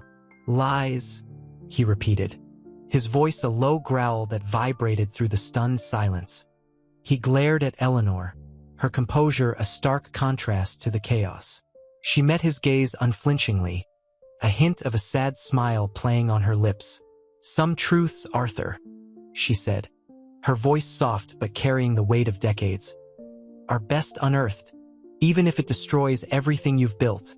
Julian, pale and shaken, stumbled backward, his carefully constructed charm dissolving into raw fear. He looked from Arthur's furious face to Marcus, who stood frozen, a mixture of worry and dawning comprehension etched on his features. It can't be," Julian whispered, his voice hoarse. He looked desperately around the room, the glittering opulence now seeming mocking and cruel. The celebratory music felt a lifetime ago, replaced by the heavy, suffocating silence of betrayal. Marcus, ever the mediator, attempted to intervene, his voice laced with desperation. "There has to be another way. We can't just unravel like this." His words were lost in the rising tide of anger and disbelief. His gaze drifted to Isabel, his heart aching for her quiet devastation. Isabel, clutching the photograph, a faded image of Eleanor, radiant and young, felt the world tilt on its axis. The joy, the anticipation, the carefully constructed illusion of her perfect life, all were crashing down around her, leaving behind only a hollow ache in her chest and a burning need for answers. The gilded cage, once a symbol of security, had become her prison, the bars made of shattered dreams and impossible truths. She looked at her father, at her mother, at Julian, at Marcus. Each face was a mask of turmoil, reflecting the devastating impact of the revealed secrets. The truth was out, and it was far more brutal than any of them had anticipated. The storm had broken, and its relentless waves threatened to wash away everything. The ornate ballroom, moments before a haven of sparkling joy, now felt like a mausoleum. Dust motes, illuminated by the wavering chandelier light, danced in the suffocating silence. Isabel, her wedding dress a stark white against the deepening shadows, clutched the faded photograph. Eleanor's youthful smile mocked her current devastation. The scent of lilies, once sweet, now clung to the air like a suffocating shroud. Arthur, his face a mask of furious denial, paced. The crimson stain on the carpet pulsed beneath the chandelier's flickering light, a grim counterpoint to the scattered champagne flutes. "It's a lie," he roared, his voice cracking with barely contained rage. "A fabrication, a cruel joke." Eleanor, her expression unreadable, remained seated, a single tear tracing a path through the meticulously applied makeup. "Arthur," she said, her voice low and steady, a stark contrast to his outburst. "The truth has a way of surfacing, no matter how deeply buried." Her gaze flickered to Isabel, a flicker of something akin to sorrow in her eyes. Julian, his face ashen, stared at the test results, his carefully constructed composure crumbling. He looked to Marcus, his brother, his eyes pleading for an escape from the brutal reality unfolding before him. "What do we do?" he whispered, his voice trembling. Marcus, his usual calm replaced by a palpable anxiety, moved towards Isabel. He gently took the photograph from her trembling hand, his touch hesitant. "Isabel," he began, his voice soft, This changes everything, but it doesn't have to destroy everything." He paused, searching for the right words. "We need to understand. We need to know the truth." The weight of the unspoken hung heavy in the air. The truth, laid bare in those genetic tests, shattered more than just a wedding. It shattered lives, exposing years of deceit, betrayal, and hidden resentments. The gilded cage had sprung open, releasing a torrent of long-suppressed emotions. The unraveling had begun. The champagne wishes, the elegant promises, were drowned in a sea of bitter, undeniable reality. The silence in the ballroom was a tangible entity, heavy and suffocating. Crystal chandeliers cast long, distorted shadows, transforming the once gleaming space into a Gothic cathedral of shattered dreams. The scent of lilies, now cloying and oppressive, mingled with the metallic tang of blood, a stark reminder of the crimson stain blooming on the ivory carpet. Isabel, a fragile porcelain doll in her ruined wedding gown, stared at the photograph in her hand, her breath catching in her throat. Eleanor's youthful smile, once a beacon of hope, now felt like a cruel mockery of her shattered present. Julian, his face pale and drawn, sank into a nearby chair, the weight of the revelation crushing him. The carefully constructed facade of his charm had crumbled, revealing the raw, wounded man beneath. He watched Marcus, his brother, who moved with a quiet intensity, his usually comforting presence now laced with a palpable anxiety. It's not possible," Julian whispered, his voice barely audible above the deafening silence. His gaze darted between the damning test results and the crumpled photograph, seeking solace, finding only despair. Marcus approached Isabel, his steps measured, his touch hesitant. He gently took the photograph, his fingers brushing against hers, a silent acknowledgement of their shared grief. "Isabel," he began, his voice a soft counterpoint to the storm raging within him, "we need to understand. This changes everything, but it doesn't have to destroy everything." Arthur, his face a mask of furious denial, paced like a caged animal, his roars echoing through the stunned silence, a desperate attempt to banish the brutal truth. Eleanor, her composure a fortress against the emotional onslaught, watched him with a chilling calm. A single tear escaped, tracing a fragile path through her perfectly applied makeup, a testament to the hidden sorrow beneath her stoic exterior. "Arthur," she said, her voice low and steady, a stark contrast to his raging tempest. "The truth has a way of surfacing, no matter how deeply buried." Her gaze lingered on Isabel, a flicker of something akin to regret, perhaps even sorrow, passing through her eyes. The weight of unspoken years pressed down on them all, the silence broken only by Arthur's sporadic bursts of rage and the occasional stifled sob from Isabel. The unraveling was not just a process. It was a descent into a dark and uncertain future. The champagne wishes, once effervescent and bright, had soured into a bitter reality. The gilded cage had been broken, and the birds, wounded and disoriented, were left to navigate the wreckage of their lives. The ballroom, once a shimmering palace of joy, now felt like a tomb. Dust motes danced in the weak light filtering through the drawn curtains, highlighting the debris scattered across the polished floor, a shattered champagne flute, a discarded bouquet, a single, fallen pearl earring. Isabel, her wedding dress a crumpled ruin, sat huddled on a plush velvet chair, her face buried in her hands. The sobs that racked her body were barely audible, yet their intensity vibrated through the stunned silence. Julian knelt beside her, his touch hesitant, his own grief palpable. "Isabel," he whispered, his voice thick with unshed tears. He trailed off, unable to articulate the turmoil raging within him. The genetic test results, undeniable and brutal, had shattered not just their wedding day, but the foundation of their lives. Marcus, ever the mediator, moved between them, his gaze shifting from Isabel's heartbroken form to Julian's stricken face. "We need to," he began, searching for the right words, but the enormity of the situation rendered them inadequate. The truth, a cruel and unexpected twist of fate, had exposed secrets that fractured not just their immediate families, but generations past. The uninvited guests, initially perceived as an unwelcome intrusion, now seemed like harbingers of destiny, their presence highlighting the deep-seated flaws within this seemingly perfect family. Eleanor, her composure a carefully constructed facade, watched them from across the room. A single tear escaped, tracing a fragile path through her perfectly applied makeup, a silent testament to the years of carefully concealed pain.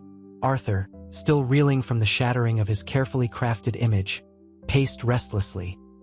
His whispered curses a low, guttural growl that underscored the tempest within. The gilded cage had been broken, and the resulting chaos threatened to engulf them all.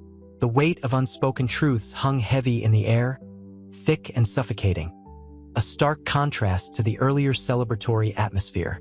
The champagne dreams had curdled into a bitter reality. The unraveling had begun. The heavy scent of lilies, once intoxicating, now felt cloying, a suffocating reminder of the shattered promises. Isabel, her wedding dress a crumpled mess, clutched a torn piece of the genetic report, the stark black print blurring through her tears. Julian, his carefully constructed composure crumbling, knelt beside her, his hand hovering uncertainly over hers. He didn't know what to say. The words felt inadequate, hollow against the brutal truth. It can't be true," she whispered, her voice barely audible, a fragile thread of denial in the face of overwhelming evidence. The opulent ballroom, now a desolate wasteland of broken dreams, amplified the silence between them. Marcus, his face etched with a mixture of sorrow and understanding, gently placed a hand on Julian's shoulder. "There are things we need to understand, Julian. Things that need to be said." His gaze, calm yet firm, held a strength that Julian desperately needed. Eleanor, her usually impeccable makeup smudged, watched them from a shadowed corner. A single tear traced a path through the remnants of her composure, a stark contrast to the carefully maintained mask she'd worn for decades. The revelation hadn't brought her the expected satisfaction. Instead, a complex mix of regret and a lingering sense of loss gnawed at her. The carefully constructed walls around her heart were beginning to crumble. The truth, raw and unforgiving, laid bare years of carefully guarded secrets, leaving her exposed and vulnerable. Arthur, his face a mask of controlled fury, paced the perimeter of the devastated ballroom, his sharp words cutting through the suffocating silence.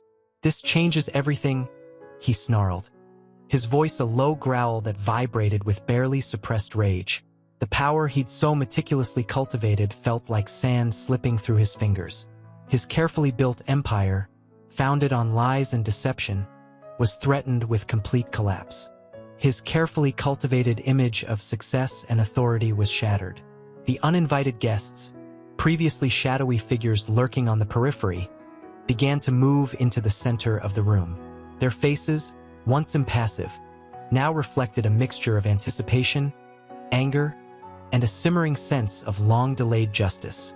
The weight of their presence, once subtle, now filled the space, amplifying the tension already choking the air. The evening's events had spiraled far beyond a simple family drama. It was a full-blown reckoning, a confrontation decades in the making.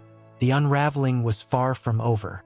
The shattered remnants of the wedding cake lay scattered across the pristine marble floor, a grotesque parody of the joyous occasion it once represented.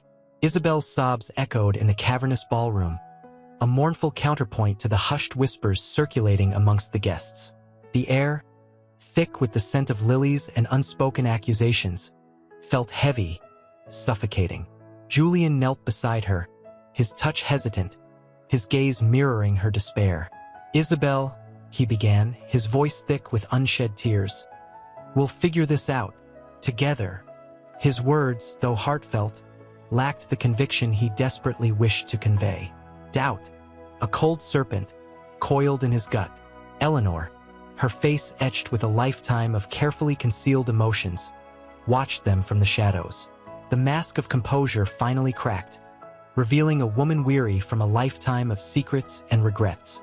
A single tear escaped, tracing a path through the meticulously applied makeup, a silent testament to the years of pain she had endured.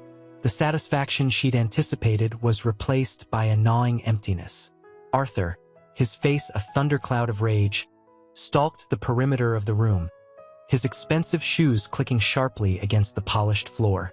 Weight of his actions, his usually impeccable posture was gone, replaced by a heartbreaking fragility. Eleanor, watching him, showed no overt emotion, her face a mask of stoic acceptance.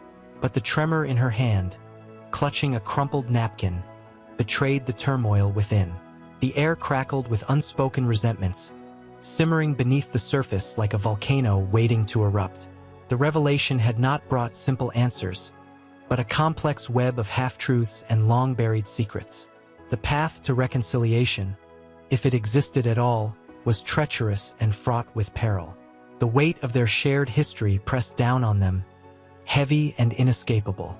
The champagne flutes, abandoned and forgotten, stood as silent witnesses to the unraveling of a family, a testament to the fragility of even the most seemingly perfect facade.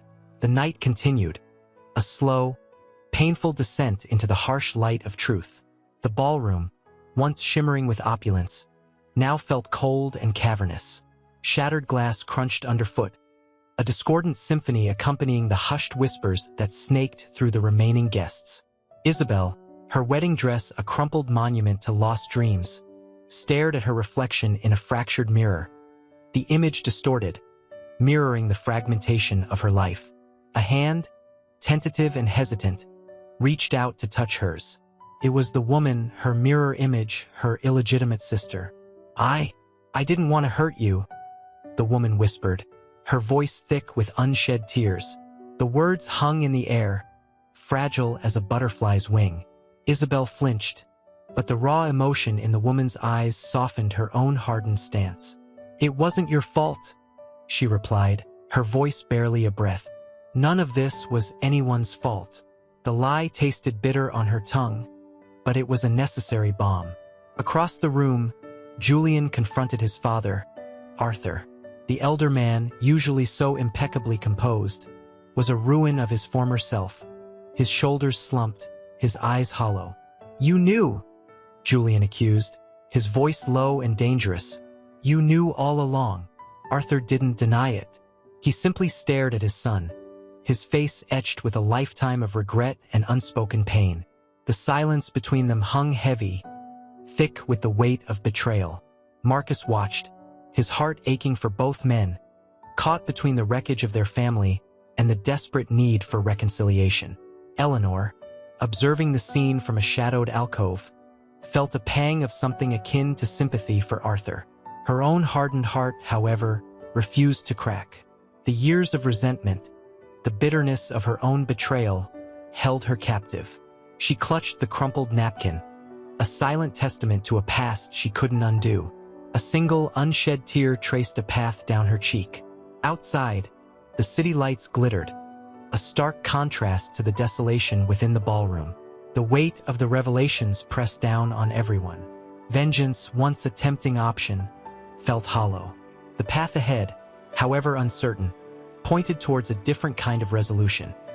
One built on understanding, forgiveness, and the painful, laborious work of rebuilding shattered lives. The night was far from over, but a fragile hope, like a flickering candle flame, began to glow in the darkness. The shattered remnants of the wedding cake lay scattered on the floor, a sugary testament to the destruction wrought. Isabel, her face pale and drawn, sank onto a plush velvet chair, the fabric cold against her skin. The champagne flutes, once brimming with celebratory bubbles, were now empty vessels, mirroring the emptiness she felt inside. A single tear traced a path down her cheek, leaving a shimmering trail through the meticulously applied makeup. Julian knelt beside her, his hand hovering uncertainly above hers. "Isabel," he began, his voice thick with emotion. The anger that had consumed him earlier had given way to a profound sorrow. He saw the devastation in her eyes, the shattering of the dream they had so carefully constructed.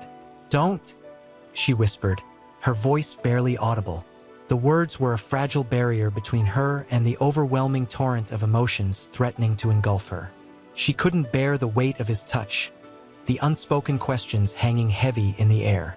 Marcus, ever the mediator, approached cautiously. He carried a tray laden with glasses of water, a small gesture of comfort in the face of such overwhelming chaos. He offered one to Isabel, his eyes filled with compassion. "Perhaps some water, Isabel?" he asked gently.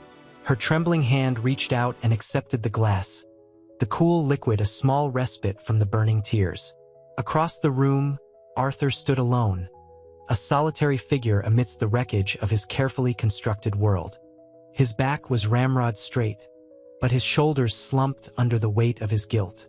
The meticulously groomed silver hair looked dull and lifeless, mirroring the hollowness in his eyes. He'd built an empire on lies, and now, those lies lay shattered around him, like the broken glass underfoot. He saw Eleanor watching him from the shadows, her expression unreadable, and a shiver ran down his spine. His carefully constructed facade had crumbled, leaving only the raw, unvarnished truth: regret. The truth stung, sharp and bitter. He wished, with a desperate longing, that he could undo the past, could rewrite the story of his life. But the past was immutable, a relentless tide pulling him under. His silence was as deafening as any scream. Eleanor, a specter in a shimmering emerald gown, moved through the debris-strewn ballroom. The scent of spilled champagne and crushed flowers hung heavy in the air, a cloying sweetness against the bitter tang of betrayal. Her gaze, sharp and unforgiving, settled on Arthur. He stood rigid, a statue carved from guilt, the silence between them thicker than the shattered crystal on the floor. "You built your empire on lies, Arthur," she said, her voice low, a silken whisper that cut through the suffocating silence. The words were a blade, precise and lethal. Arthur didn't flinch. His face, usually a mask of impassive control, was cracked, revealing the raw fissures of his despair. It wasn't meant to hurt anyone," he mumbled, the words choked by remorse. Eleanor let out a short, mirthless laugh, the sound brittle and cold. "Hurt? You destroyed lives, Arthur. You stole identities, stole futures." She stepped closer, her emerald dress brushing against the discarded remnants of the wedding cake. "And for what? Power? A legacy built on deceit." He looked away, unable to meet her unflinching gaze. The weight of his actions pressed down on him, crushing him under the burden of his lies. He saw the reflection of his failure in the polished surface of a discarded champagne flute, a distorted, grotesque image of the man he had become. A sob escaped Isabel, breaking the heavy silence. She rose, her movements slow and unsteady, like a wounded bird trying to take flight. "It's not fair," she whispered, her voice barely a breath. "None of it is fair." Julian, his eyes red-rimmed, reached for her hand. His touch was gentle, a silent promise of support. "We'll get through this, Isabel," he murmured, his voice raw with emotion. His anger had subsided, replaced by a profound sadness, a shared grief at the destruction of their meticulously planned future. Marcus watched them, his heart aching for Isabel's pain, for the shattered dreams scattered across the opulent ballroom. He understood the weight of secrets, the corrosive power of hidden truths. He saw in Julian's eyes a flicker of resolve, a quiet strength emerging from the ashes of their broken world. Perhaps, he thought, amidst the wreckage of this catastrophic wedding, a different kind of foundation could be built, one forged in truth, not deceit. A foundation of forgiveness, understanding, and a fragile hope for the future. The shattered remnants of the wedding cake lay like fallen monuments to a dream destroyed. Isabel, her wedding dress a crumpled mess, sank onto a plush velvet chair, the rich fabric offering little comfort. Tears streamed down her face, hot and relentless, leaving tracks through the meticulously applied makeup. Julian knelt beside her, his hand gently stroking her hair, a silent offering of solace. His own grief was palpable, a stark contrast to the controlled composure he usually maintained. "It's not just the wedding, Isabel," he whispered, his voice thick with emotion. "It's everything. Our future. Everything we thought we knew."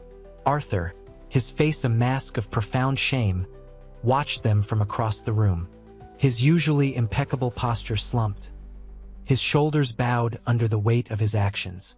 The accusations hung in the air, heavy and suffocating, each word a hammer blow to his carefully constructed persona. Eleanor, however, showed no remorse, her emerald gown shimmering like a predatory serpent in the dim light. A cruel smile played on her lips, a silent victory dance played out in the aftermath of the devastation. Marcus, observing the fractured family, felt a pang of sympathy for Isabel, but also a simmering anger towards Arthur. He approached cautiously, his words measured and deliberate. "Arthur," he began, his voice low and steady, "there's no excuse for what you've done. The pain you've caused, it's immeasurable." Arthur flinched, his gaze darting towards Isabel, his guilt evident in the tremor of his hands. He opened his mouth to speak, but no words came. The weight of his deception was too heavy to bear. The silence stretched, thick and suffocating, broken only by Isabel's quiet sobs. The champagne flutes, scattered across the floor like fallen stars, mirrored the shattered dreams of everyone present. The opulent ballroom, once a symbol of joy and celebration, now served as a stark reminder of the devastating power of hidden truths and long-buried secrets. The air crackled with unresolved tension, pregnant with the unspoken promises of vengeance and the faint glimmer of the possibility of forgiveness. The path ahead remained uncertain, shrouded in the wreckage of broken trust and shattered illusions. The opulent ballroom, now a battlefield of shattered dreams, echoed with the weight of unspoken accusations. Isabel's sobs, muffled by the plush velvet, were a counterpoint to the rhythmic clinking of champagne flutes abandoned on the floor, a metallic symphony of ruin. The scent of spilled champagne mingled with the cloying sweetness of lilies, a morbidly beautiful perfume clinging to the air. Eleanor, a statue of icy composure, watched Isabel with a chilling lack of empathy. Her emerald gown, previously a symbol of elegance, now seemed to radiate a venomous green light. A slow, almost imperceptible smile curved her lips. "Justice," she whispered, the words barely audible above Isabel's weeping, yet carrying the weight of a lifetime's resentment. Marcus, his face etched with a mixture of sorrow and anger, moved to Arthur. He didn't need to speak. The older man's posture, slumped and defeated, spoke volumes. The tremor in his hands, usually so steady and controlled, betrayed the turmoil within. Arthur's carefully cultivated facade had crumbled, leaving behind a man broken by the weight of his lies. "Father," Marcus said finally, his voice low and measured, "this isn't about vengeance. It's about facing the consequences of your choices." He paused, his gaze unwavering. "Isabel deserves the truth, the whole truth, and so does Julian." Julian, his hands still gently stroking Isabel's hair, looked up. His eyes, usually sparkling with mischief, were now clouded with a deep, soul-wrenching sorrow. He rose, his movements slow and deliberate, and met Marcus's gaze. A silent understanding passed between the two men, a bond forged in the crucible of shared heartbreak and betrayal. The uninvited guests, previously shadowy figures lurking at the edges of the room, now stepped forward. Their faces, previously obscured by the celebratory chaos, were a mixture of quiet determination and simmering rage. One, a woman with piercing eyes and a resolute jawline, approached Eleanor. Her voice, when she spoke, was calm but laced with steel. "Your secrets are out, Eleanor, and we intend to ensure justice is served." The air crackled with anticipation. The confrontation was imminent, a clash between vengeance and the fragile hope of reconciliation. The champagne flutes, scattered across the marble floor, served as a poignant reminder of the fragility of happiness, the shattered illusion of a perfect life. The path ahead remained uncertain, a maze of broken trust and unresolved grief. Yet in the midst of the chaos, a flicker of something else emerged, a fragile spark of hope, a glimmer of the possibility of forgiveness. The weight of the revelations pressed heavily on them all, but the silence, finally, wasn't suffocating. It was pregnant with the potential for profound change. The crystal chandeliers, usually sparkling with celebratory brilliance, now seemed to weep tears of fractured light onto the scene. Isabel, nestled in Julian's embrace, trembled, her sobs a low, heartbreaking rhythm against the silence. The scent of lilies, once so intoxicating, now felt suffocating, a cloying sweetness mirroring the bitter taste of betrayal. Eleanor, her emerald gown a stark contrast to Isabel's crumpled white, watched with an unnerving stillness. Her smile, though faint, was a chilling testament to her decades-long simmering resentment. "Justice?" she repeated, her voice a low hiss, barely audible, yet laced with venomous satisfaction. Marcus, his face etched with a profound sadness, stepped between Eleanor and the weeping Isabel. "Enough," he commanded, his voice carrying an unexpected strength.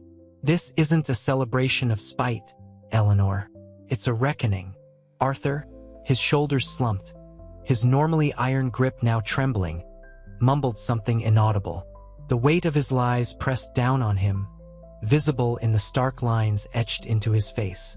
The carefully constructed facade of his wealth and power had crumbled, revealing a man broken and exposed. He looked at Isabel, his eyes filled with a raw, silent plea for forgiveness. But the look was lost in the torrent of her tears. Julian, his hand still clutching Isabel's, straightened slowly. His eyes, usually twinkling with mischief, reflected a sorrow so deep, it mirrored the vast, empty space of their shattered future. He addressed the woman who had approached Eleanor, her voice calm but firm. "Who are you?" he asked, his voice tight with restrained anger. "I am Anya," she replied, her gaze unwavering, "and I am here to ensure the truth prevails, and that those who wronged others face the consequences of their actions." Behind her, others from the group of uninvited guests shifted, a quiet murmur of agreement rippling through them. Their faces were no longer obscured. They stood revealed, their determination a tangible force in the room. This was no longer just a family secret. It was a web of deceit woven over generations, and its unraveling threatened to topple more than just one family. The air thrummed with the potent mixture of fear, anger, and a fragile hope for justice. The path ahead remained fraught with conflict and uncertainty, but amidst the wreckage, a seed of something new took root, the potential for healing, for truth, and even, perhaps, for forgiveness. The heavy silence hung, thick and suffocating as incense smoke. Crystal shards glittered on the polished marble floor, mirroring the fractured state of the family. Isabel's sobs finally subsided, leaving behind a hollow ache in the opulent ballroom. The scent of spilled champagne mingled with the lingering sweetness of lilies, a jarring juxtaposition of celebration and devastation. Anya stepped forward, her gaze sweeping across the stunned faces. "My presence here isn't about vengeance," she stated, her voice calm but firm, cutting through the silence like a surgeon's scalpel. "It's about accountability. For decades, secrets have festered, poisoning generations." She gestured to the others, their faces now open and resolute, no longer masked by anonymity. "We are here to ensure the truth, however painful, is acknowledged." Julian, his face pale and drawn, finally spoke. "Accountability? My wife, my family." His voice cracked, the carefully constructed composure finally crumbling. This wasn't what I signed up for." He looked at Isabel, his eyes filled with a mixture of sorrow and helpless rage. Arthur, his face a mask of despair, made a move towards Isabel, but Marcus intercepted him. "Don't," Marcus said, his voice low but laced with steely authority. "Let her grieve. Let her process this without your interference." Eleanor, however, remained impassive, her expression unreadable. The satisfaction in her eyes was palpable, yet a flicker of something else, perhaps regret, perhaps weariness, briefly crossed her features before she regained her composure. It was a fleeting moment, easily missed, yet it resonated deeply, revealing a complexity beneath her carefully cultivated facade of icy disdain. The atmosphere crackled with unspoken accusations and simmering resentments. Each guest, caught in the web of revelations, seemed frozen in place, wrestling with their own individual truths. The weight of years of deception, of carefully concealed lies, pressed down on them, crushing the remnants of their celebratory facade. The glittering ballroom, once a symbol of privilege and joy, now felt like a gilded cage, trapping them in the painful consequences of their choices. The path to reconciliation, if one existed at all, remained shrouded in uncertainty, the air heavy with the potential for both forgiveness and bitter retribution. The night was far from over. The true reckoning had only just begun. The crystal chandelier cast fractured light across the room, each shard reflecting the shattered pieces of their lives. Isabel, her wedding dress a crumpled mess, stared blankly at the spilled champagne, the bubbly liquid mirroring the tears that still streamed down her face. The sweetness of the lilies, meant to symbolize purity, now felt sickeningly cloying. Julian, his face ashen, ran a hand through his hair, the gesture betraying the turmoil within. This isn't real," he whispered, the words barely audible above the low hum of shocked silence. His gaze, usually so confident and charming, was now lost, searching for answers he knew he wouldn't find. Anya, her own eyes brimming with unshed tears, approached him slowly. "It is, Julian. It's the reality we've all been avoiding." Her voice, though laced with sympathy, held a steely edge. The weight of years of suppressed truth pressed down on her, a heavy cloak she could barely bear. The scent of old parchment and dusty archives clung to her, a reminder of the arduous research that had led to this devastating revelation. Arthur, his normally iron grip on composure wavering, took a tentative step towards Isabel. His eyes, usually hard and calculating, were now filled with a raw, agonizing regret. "Isabel," he began, his voice a hoarse rasp. But the words died in his throat. He couldn't find the right words, the right explanation, to ease the crushing weight of his betrayal. Marcus, ever the mediator, placed a gentle hand on his father's arm. "Father," he said softly, his voice firm yet understanding. "Let her be." His gaze then shifted to Eleanor, whose face remained a carefully crafted mask of impassivity. However, the slight tremor in her hand as she adjusted her perfectly sculpted hairstyle betrayed her carefully constructed facade. The years of secrets had etched lines around her eyes, a silent testament to the pain she carried. The silence stretched, heavy and oppressive, broken only by Isabel's quiet sobs. The glittering ballroom, once a symbol of extravagant joy, was now a mausoleum of broken dreams, a stark reminder that even the most meticulously crafted illusions could crumble under the weight of truth. The air hung thick with unspoken accusations, the potential for both vengeance and reconciliation hovering precariously in the balance. The night was far from over. The true reckoning had only just begun. The path ahead was uncertain, treacherous, yet amidst the ruins, a fragile seed of hope began to take root. The air hung heavy, thick with the unspoken accusations that vibrated between them like a discordant symphony. Crystal shards scattered across the polished floor reflected the fractured light, mirroring the shattered remnants of Isabel's perfect day. The scent of lilies, once so intoxicating, now felt suffocating, a cruel reminder of the lies that had blossomed alongside them. Julian, his usually charismatic charm replaced by a haunted fragility, stumbled towards the bar, his hand shaking as he poured himself a generous measure of whiskey.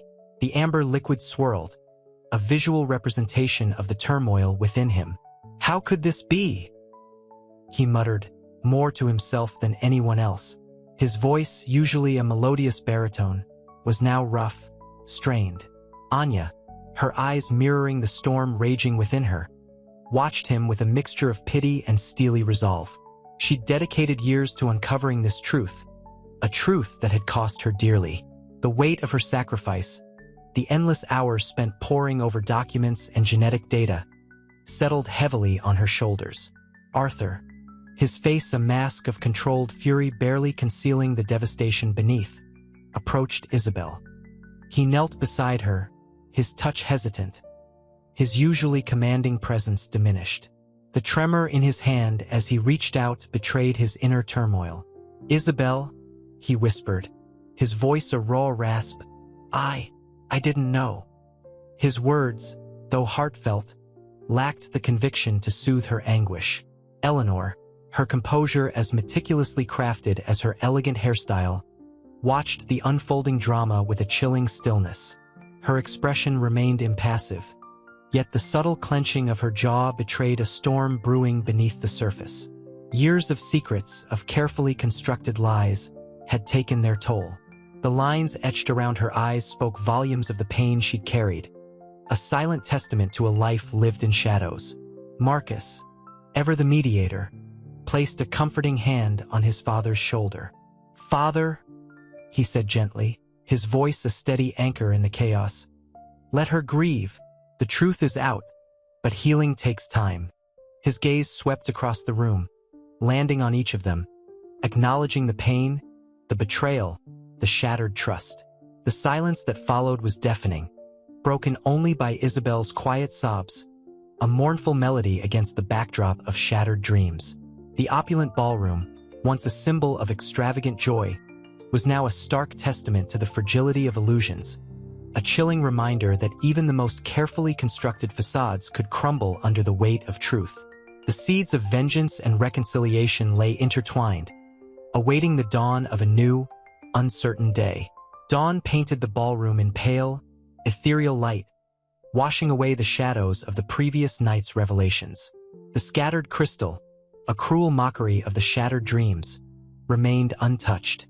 Isabel, pale but composed, sat alone, the faint scent of lilies clinging to her dress, a ghostly reminder of her ruined wedding. A single tear traced a path down her cheek, leaving a shimmering trail through the delicately applied makeup. Julian found her there, his face etched with remorse.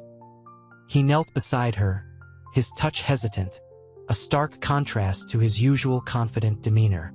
"Isabel," he began, his voice a low murmur, I never meant to hurt you." She looked at him, her gaze searching, filled with a mixture of sorrow and a nascent understanding. The anger had receded, replaced by a weary acceptance.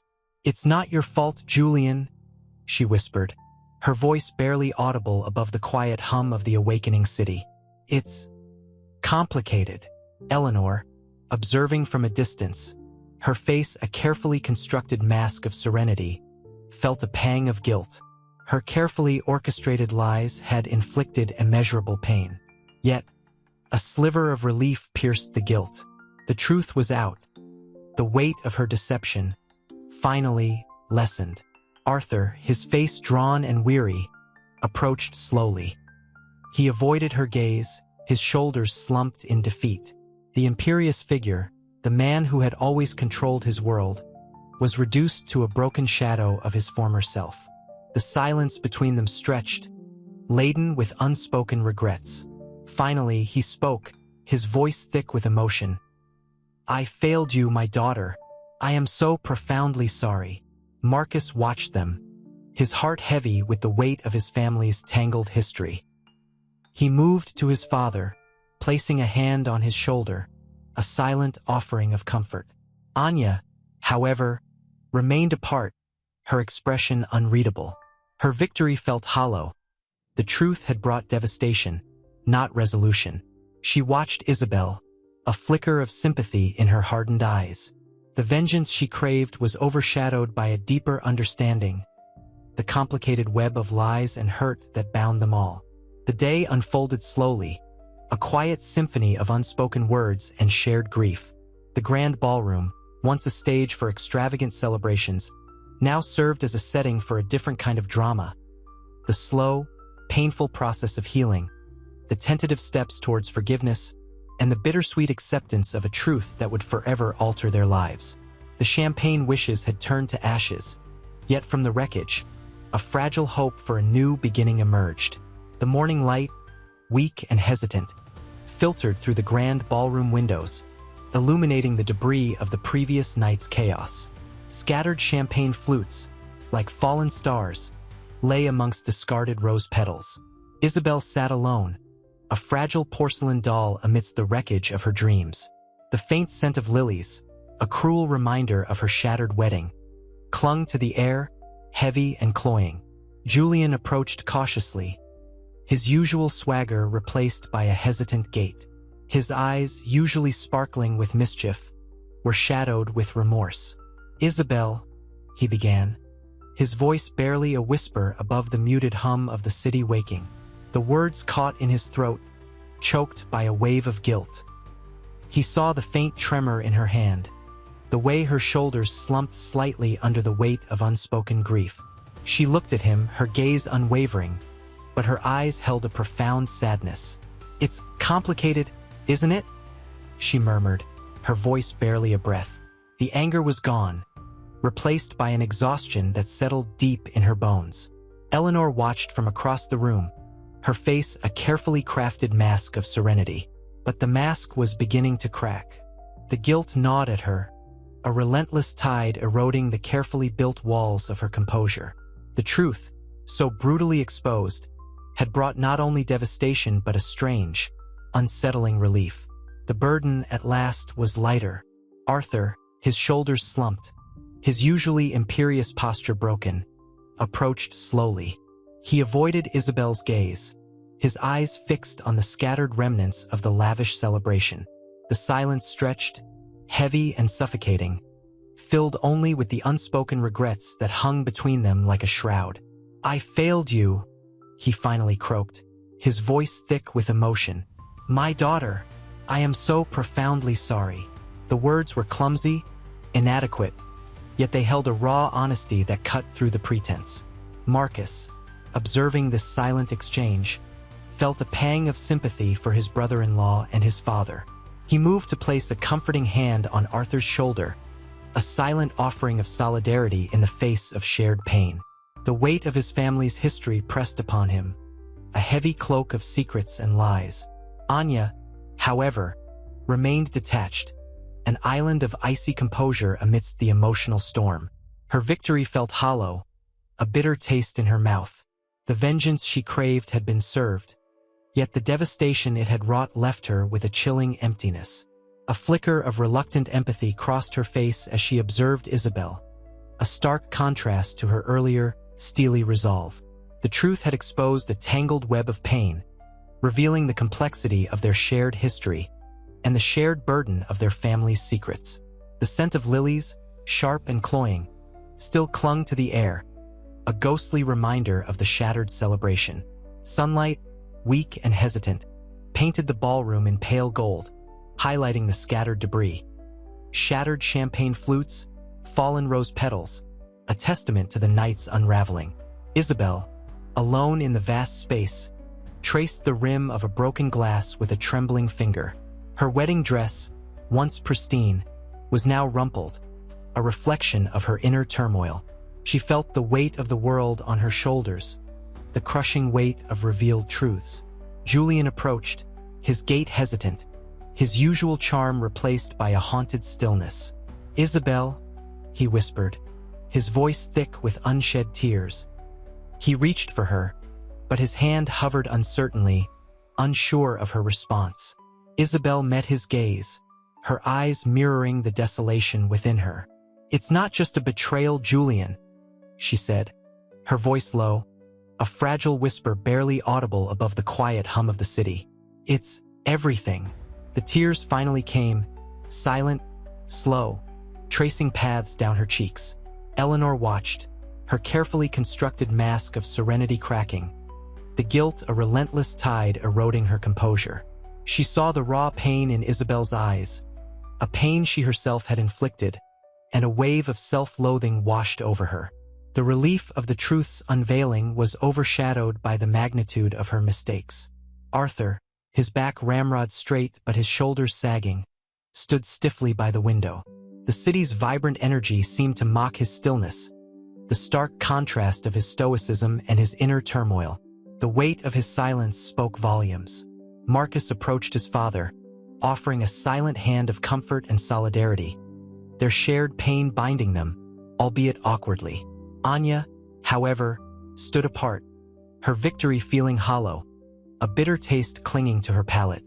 The vengeance had been exacted, but the ensuing devastation left her feeling cold, empty. She watched Isabel, a flicker of something resembling empathy crossing her steely gaze.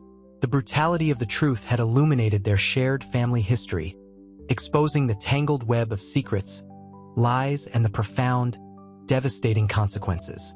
The morning light offered no solace, only the harsh glare of reality, reflecting the shattered fragments of their lives. The heavy velvet curtains, usually a symbol of opulence, now felt like a suffocating shroud. Dust motes danced in the weak sunlight filtering through the tall windows of the ballroom, illuminating the wreckage of the night before. Isabel sat amidst the debris, the broken glass a stark mirror of her shattered world. The champagne's sweetness had curdled into a bitter taste. Julian knelt beside her, his touch hesitant, a stark contrast to the confident charm he'd projected only hours ago. "Isabel," he began, his voice a ragged whisper. I didn't know." She looked at him, her eyes pools of unshed tears, reflecting the fractured reality. "Knowing doesn't change what happened, Julian. It just makes the betrayal sharper." The words hung in the air, heavy with unspoken accusations. Eleanor watched them from across the room, her composure finally crumbling. The carefully constructed facade of serenity fractured, revealing the raw pain beneath. The weight of her decades-old secret pressed down on her, suffocating her with guilt. She'd sought vindication, but found only devastation. Arthur remained motionless by the window, his silhouette stark against the brightening city. The city's vibrant hum felt mocking, a counterpoint to the silence that had descended upon him, a silence heavier than any outburst. He hadn't intended for things to turn out this way, but his past actions now cast long, unforgiving shadows. Marcus approached his father, offering a hand, a silent gesture of solidarity that transcended their complicated relationship. Their shared pain, a strange and unexpected bond, momentarily overshadowed years of unspoken resentment. They stood together, two figures bound by a shared burden. Anya remained apart, her victory bittersweet, the taste of vengeance leaving an unsatisfying emptiness. Watching Isabel's silent despair, a flicker of understanding, a hint of empathy, unexpectedly crossed her hardened gaze. The raw truth, cruel in its exposure, had revealed their interconnected fates, the inescapable reality of their shared history. The weight of shared secrets hung in the air, a silent testament to the enduring power of family, even in its most fractured form. The morning light, instead of offering solace, revealed the stark, unforgiving truth of their shattered world. The remnants of the champagne fountain, a toppled monument to shattered illusions, glistened under the weak morning sun. Dust motes danced in the pallid light, illuminating the debris-strewn ballroom like fallen stars. Isabel, a fragile porcelain doll amidst the wreckage, traced a finger across a shattered glass, its sharp edges mirroring the jagged pieces of her life. Julian, his usually vibrant eyes dulled with remorse, sat beside her, his hand hovering uncertainly above hers. The silence was thick, broken only by the distant hum of the city, a jarring counterpoint to their internal turmoil. I never intended for this," he whispered, his voice barely audible above the quiet sobs escaping Isabel's lips. The weight of his words hung heavy, inadequate against the avalanche of her pain. Eleanor, her composure a meticulously crafted mask finally cracking, watched them from a shadowed corner. The years of carefully constructed lies, of calculated manipulations, crumbled around her like dry leaves underfoot. Her triumph felt hollow, tainted by the devastation she'd wrought. The guilt gnawed at her, a relentless beast refusing to be silenced. Arthur, a man carved from granite, remained rooted by the window, his rigid posture a testament to his suppressed grief. The city, usually a symbol of his power and influence, now felt alien, hostile. His carefully constructed empire of success lay in ruins, a reflection of his fractured soul. He'd played God, and now he faced the consequences. Marcus, his face etched with a mixture of sorrow and understanding, approached his father. He placed a hand on Arthur's stiff shoulder, a gesture of unexpected solace. The unspoken words between them, years of resentment and unspoken expectations, momentarily faded in the face of their shared tragedy. A fragile bond, born of shared pain, began to bloom. Anya, the catalyst of their destruction, remained apart, a solitary figure observing the devastation she'd caused.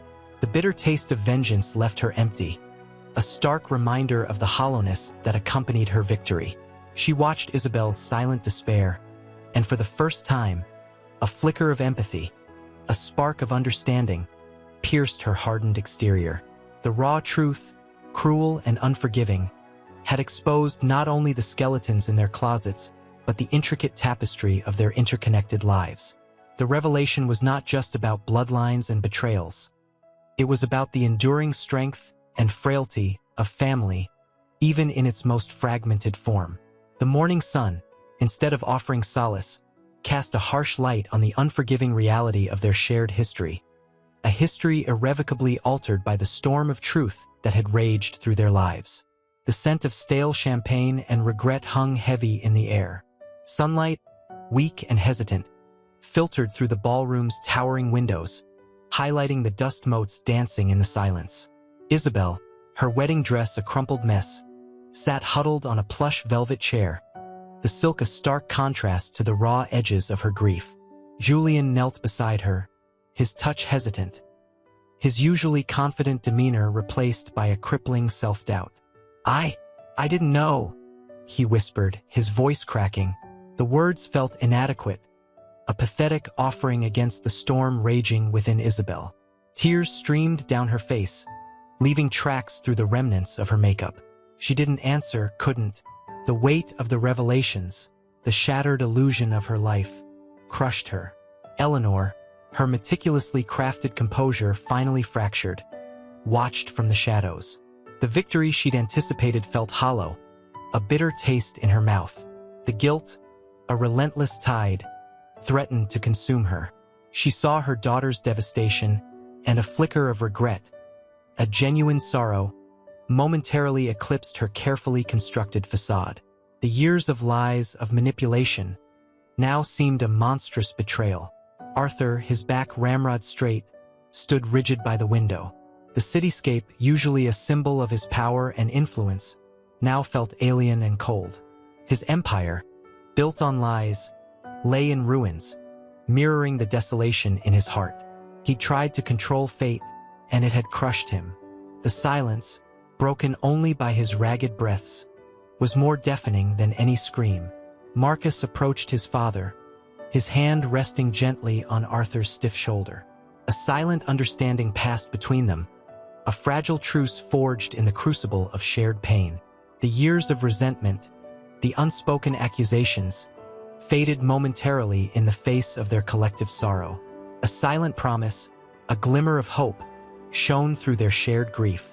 Anya, the catalyst of their destruction, watched from a distance. The taste of vengeance was bitter, leaving her empty and alone. The raw truth had exposed not only their family's dark secrets, but the delicate web of their interconnected lives. Isabel's pain, for the first time, touched her hardened heart, stirring a flicker of empathy within her hardened exterior.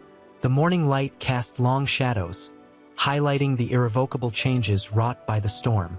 The wreckage of the wedding was a mirror reflecting their fractured souls, but amidst the debris, a quiet hope for healing, for forgiveness, began to take root. The ballroom, once a shimmering palace of celebration, now felt like a mausoleum. Dust motes, illuminated by the weak morning sun, swirled in the stagnant air, mirroring the chaos in their hearts. Isabel, still in her crumpled gown, looked like a fallen queen, her regal bearing shattered. A single tear traced a path through the smudged mascara, a stark counterpoint to the opulent surroundings. Julian, his usually impeccable composure utterly undone, reached for her hand, his touch hesitant. "Isabel," he whispered, his voice thick with unshed tears, "I swear I didn't know." His words, though sincere, felt inadequate, lost in the vast chasm of her betrayal. She flinched away, the pain in her eyes a physical wound. The silence stretched, heavy and suffocating, punctuated only by the soft sniffles escaping her. Eleanor, her carefully constructed mask finally cracking, watched from the shadows. The victory she'd craved felt ashen in her mouth, replaced by a bitter regret. The years of calculated deception, the elaborate web of lies, now seemed monstrous. Her daughter's pain, a raw, visceral thing, pierced the carefully constructed walls of her heart. A wave of guilt, powerful and unforgiving, threatened to drown her. Arthur, his rigid posture betraying the turmoil within, stood by the window, the city sprawling below like a vast, indifferent tapestry. His empire, built on a foundation of deceit, crumbled around him, reflecting the ruin in his soul. His breath hitched, a ragged sound swallowed by the oppressive silence. Marcus, his expression etched with concern, approached his father, laying a gentle hand on his rigid shoulder. The unspoken understanding passing between them was a fragile truce, forged in the crucible of their shared pain. Years of festering resentment melted away, momentarily eclipsed by the weight of their collective grief. A flicker of hope, tenuous yet undeniable, pierced through the darkness. Anya, her face impassive, remained a silent observer, the bitterness of her vengeance now tainted with a flicker of unexpected empathy. The raw truth had laid bare not just their family's secrets, but the fragile, interwoven threads of their lives. Isabel's pain, for the first time, resonated within her hardened heart. The morning light cast long, somber shadows, underscoring the irrevocable changes wrought by the storm. The shattered remnants of the wedding, a stark reflection of their fractured souls, held within them a faint, fragile promise of healing. The scent of lilies, once intoxicating, now hung heavy and cloying in the air. Sunlight, a cruel mockery of the previous night's festivities, streamed through the vast windows, illuminating the debris of shattered dreams. Isabel sat alone, the remnants of her wedding cake a grotesque symbol of her shattered hopes. The ornate ballroom, once a stage for joyous celebration, now felt like a desolate wasteland. A gentle hand touched her shoulder. It was Marcus. His eyes, usually bright with laughter, were shadowed with concern. "Isabel," he began softly, his voice a balm against the raw edges of her grief. I'm so sorry." Isabel didn't reply, just stared at the swirling dust motes dancing in the sunbeams. The weight of betrayal pressed down on her, suffocating. The truth, laid bare in the stark lines of the genetic report, was a wound that refused to heal. She had lost not only her fiancé, but the very foundation of her identity. Marcus sat beside her, the silence between them a heavy, suffocating blanket. He didn't push for answers, understanding the depth of her pain. He simply offered his presence, a silent testament to his unwavering support. Eleanor, her face etched with a mixture of regret and defiance, approached them. Her gaze fell upon Isabel, a flicker of something akin to compassion crossing her features. "My darling girl," she whispered, her voice choked with emotion. I should have told you." The words, though heartfelt, felt inadequate, a feeble attempt to mend a gaping chasm. Isabel finally spoke, her voice barely above a whisper. Why did you keep this from me?" The question hung in the air, heavy with unspoken accusations. The years of deception, of hidden truths, finally poured forth in a torrent of unspoken anguish. Arthur, his face ashen and drawn, remained by the window, a silent observer to the unfolding drama. The city spread beneath him, a testament to his ambitions and a monument to his failures. His empire, meticulously built, now teetered on the brink of collapse, mirroring the devastation within his own soul. Anya watched them all, her expression unreadable, the bitterness of her revenge now tempered by a dawning awareness of the shared pain that bound them together. The opulent ballroom, a symbol of their privileged world, now felt profoundly inadequate, unable to contain the immensity of their suffering. The morning stretched, offering a promise of healing, yet the path ahead remained uncertain, fraught with challenges and uncertainties. The stale scent of lilies battled with the faint aroma of brewing coffee, a jarring juxtaposition in the opulent ballroom. Sunlight, harsh and unforgiving, exposed the dust motes dancing in the silent space. Isabel, her wedding dress a crumpled heap beside her, traced the intricate carvings on a nearby table, her fingers numb. The champagne flutes, once brimming with bubbly promise, lay scattered, their contents spilled like the shattered fragments of her life. Marcus sat beside her, the silence stretching, a taut, painful thread. He wanted to speak, to offer comfort, but the words seemed inadequate against the magnitude of her loss. He watched her, his heart aching for the vibrant, joyful woman she had been, now replaced by a fragile shadow. Eleanor approached, her steps hesitant, her gaze fixed on Isabel. Regret etched deep lines into her face, yet there was a flicker of defiance, a stubborn refusal to succumb to despair. "Isabel," she began, her voice trembling. I can explain." Isabel looked up, her eyes filled with a chilling emptiness. "Explain what, mother? Explain why you kept the truth hidden for all these years. Why you let me marry a man who isn't. Who isn't?" Her voice trailed off, choked with unshed tears. The word mine hung unspoken, a devastating truth that echoed in the vast silence. Arthur remained by the window, his silhouette stark against the city's glittering skyline. His shoulders slumped, the weight of his deception bearing down on him. His kingdom, built on lies and manipulation, crumbled before his eyes, reflecting the devastation within his own heart. He felt nothing but a profound emptiness, a gnawing sense of failure. Anya, her face impassive, watched them. Her initial triumph over revenge now seemed hollow, replaced by a chilling realization of the shared pain, the deep, irrevocable fissures that ran through the fabric of this once perfect family. The weight of their collective sorrow settled upon her, a heavy blanket, silencing even her bitter satisfaction. The morning sun cast long shadows across the ballroom floor, highlighting the fractured pieces of their lives, promising a long and arduous journey toward healing, a path paved with uncertainties, yet still offering a faint glimmer of hope. The city lights, a shimmering tapestry below, offered no solace to Arthur. He stood rigid, a statue carved from grief and regret, the champagne-soaked carpet a stark contrast to the pristine white of his once immaculate shirt. The scent of lilies, cloying and suffocating, mirrored the suffocating weight of his lies. He hadn't anticipated this depth of devastation. The carefully constructed facade of his perfect family, meticulously crafted over decades, lay in ruins. Isabel's quiet despair was a blade twisting in his gut.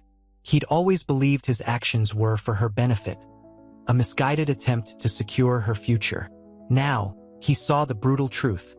He'd stolen her happiness, traded her genuine connection for a gilded cage of lies.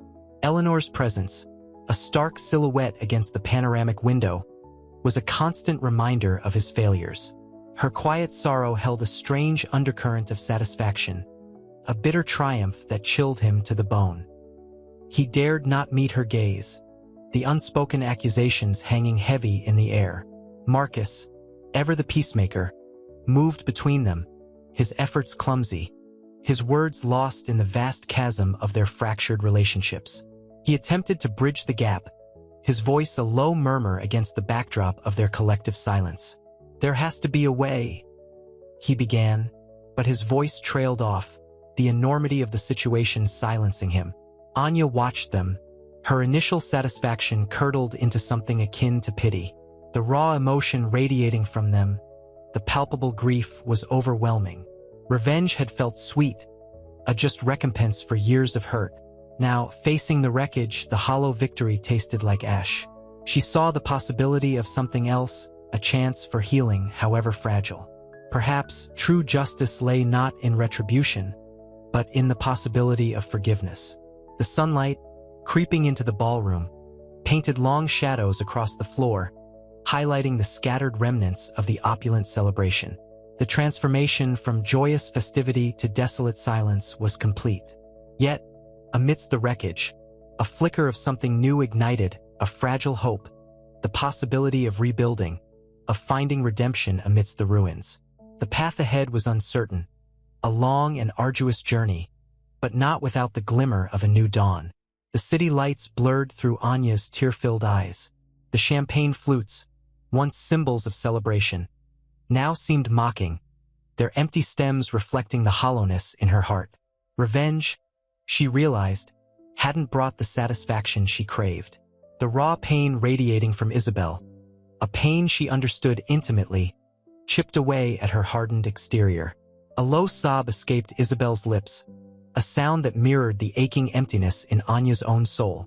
I don't understand," Isabel whispered, her voice barely audible above the subdued hum of the city. Her shoulders trembled, the elegant silk of her dress offering little comfort. Anya approached cautiously, the years of resentment melting away like frost in the spring sun. "It wasn't supposed to be like this," she murmured, her voice thick with unshed tears. "But seeing the hurt, it changes things." The weight of Arthur's silence pressed down on them all. He stood like a broken monument, his rigid posture betraying the turmoil within. Eleanor, her face etched with a complex mixture of sorrow and quiet triumph, remained an enigmatic presence, her silence more damning than any accusation. Marcus, his face etched with worry, tried again to bridge the gap. "We need to talk," he pleaded, his voice laced with desperation. "We can't just leave it like this." Isabel looked up, her eyes brimming with unshed tears. "How can we leave it like this?" she asked softly, her voice barely a whisper. "My life, everything I thought I knew." She trailed off, the unspoken words hanging heavy in the air. The unspoken question echoed in the silence. Could forgiveness, even in the face of such profound betrayal, be possible? The dawn approached, painting the sky in hues of hope and uncertainty. The path to healing remained long and arduous, but in the shared sorrow, a fragile seed of understanding had taken root. The possibility of redemption, once a distant dream, now felt tangible, a fragile bloom pushing through the rubble of shattered dreams. The city dawn painted streaks of bruised purple and hesitant gold across the vast windows of the grand ballroom.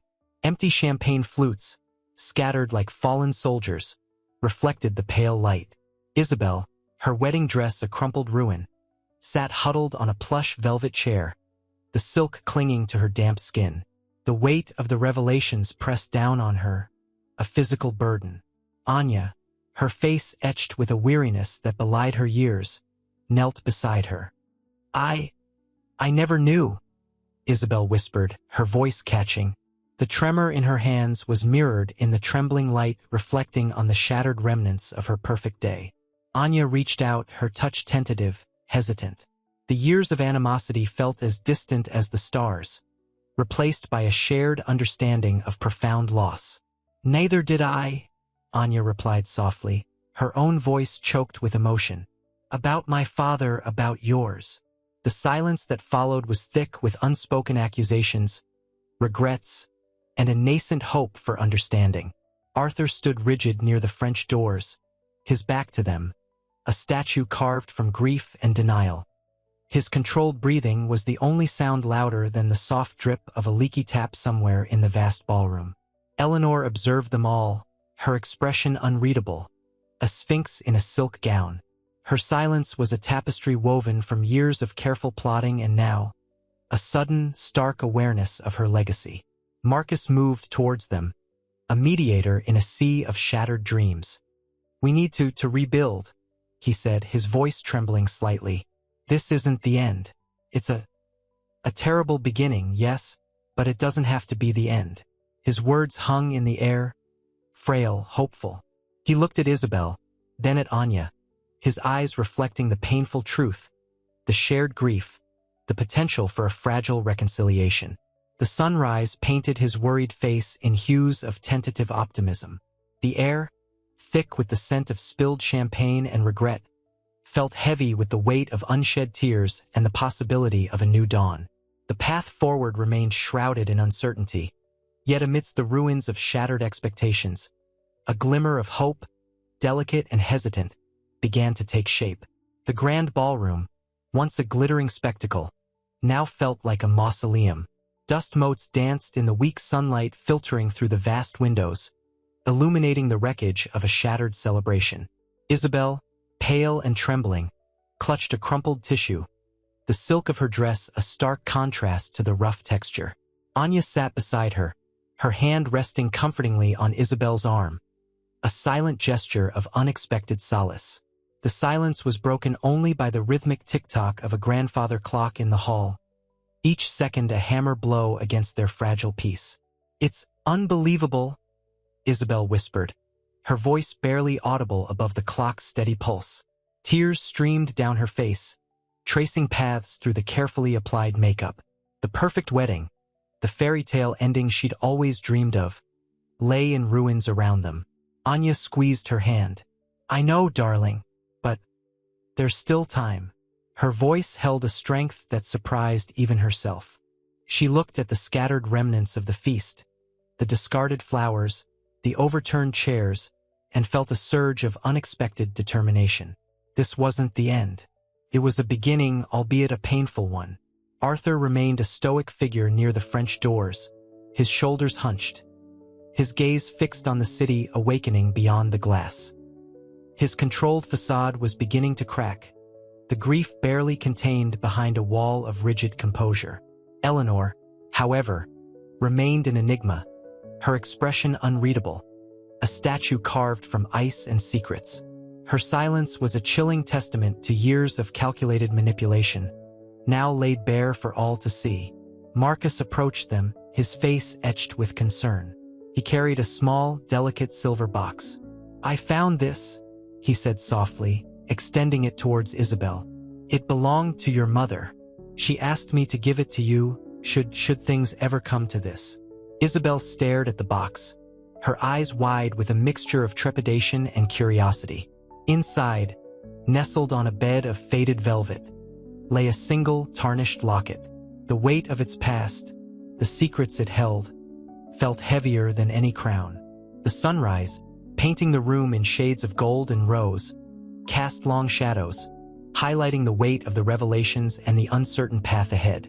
The air, thick with the scent of spilled champagne and unspoken words, held the promise of a difficult, yet necessary, reconciliation.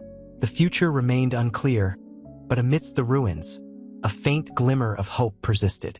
The locket, cool against Isabel's trembling fingers, felt heavy with unspoken stories. Its tarnished silver mirrored the fractured reflection in her own eyes. Sunlight, slanting through the grand windows, illuminated the dust motes dancing in the still air, a silent ballet of sorrow. Arthur, his rigid composure finally cracking, let out a low, guttural sob, the sound swallowed by the vast emptiness of the ballroom. The carefully constructed facade of his life, built on lies and control, crumbled before his eyes. "Father?" Isabel whispered, her voice raw with a pain that transcended the betrayal. She reached out a hand, hesitant, as if fearing the sharp edges of his grief. He didn't flinch away. Instead, he took her hand, his grip surprisingly gentle, his eyes, red-rimmed and weary, meeting hers. The silence between them hummed with unspoken apologies, with years of strained affection finally finding voice in the shared weight of their devastation. Eleanor, still an enigma, watched them from the shadows, her expression unreadable.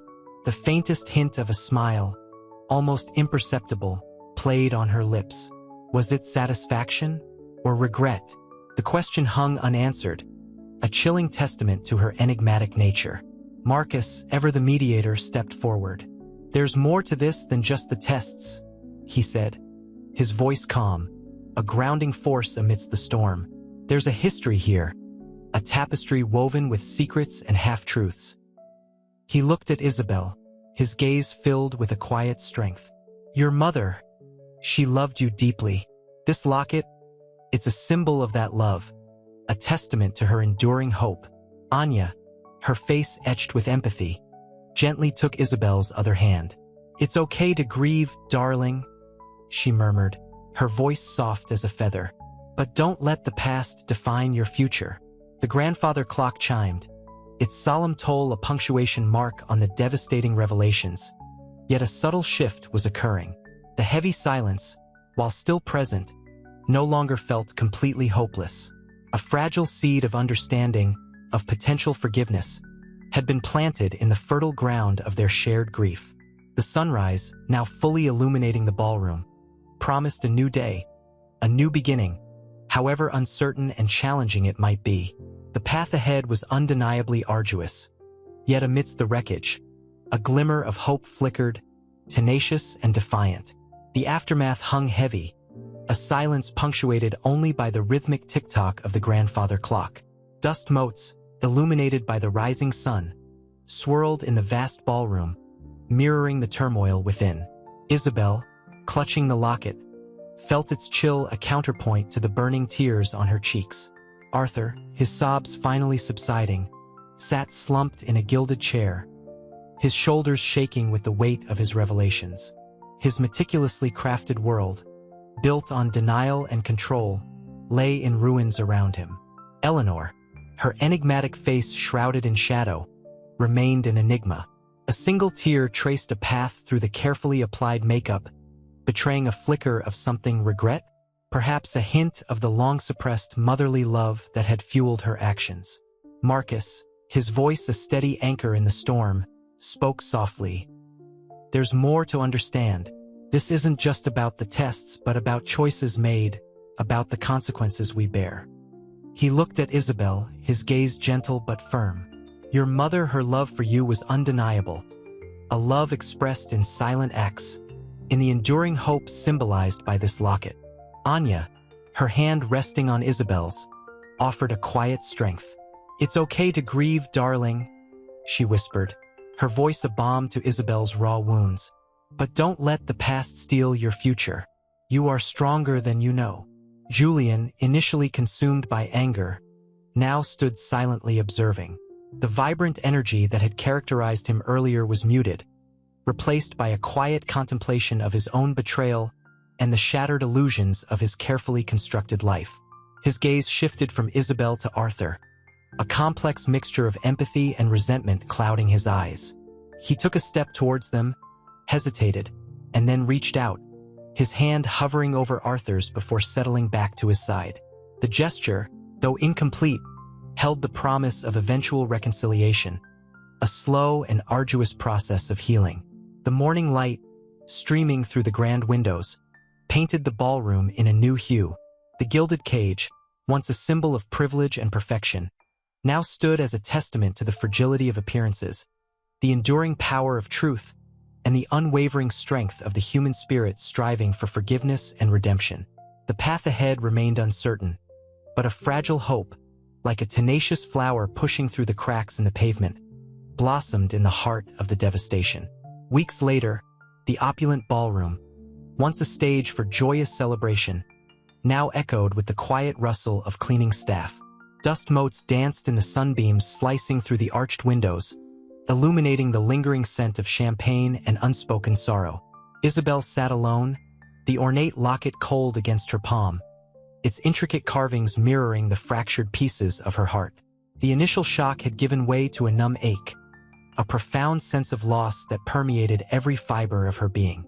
She traced the delicate inscription, a whisper of a mother she barely knew.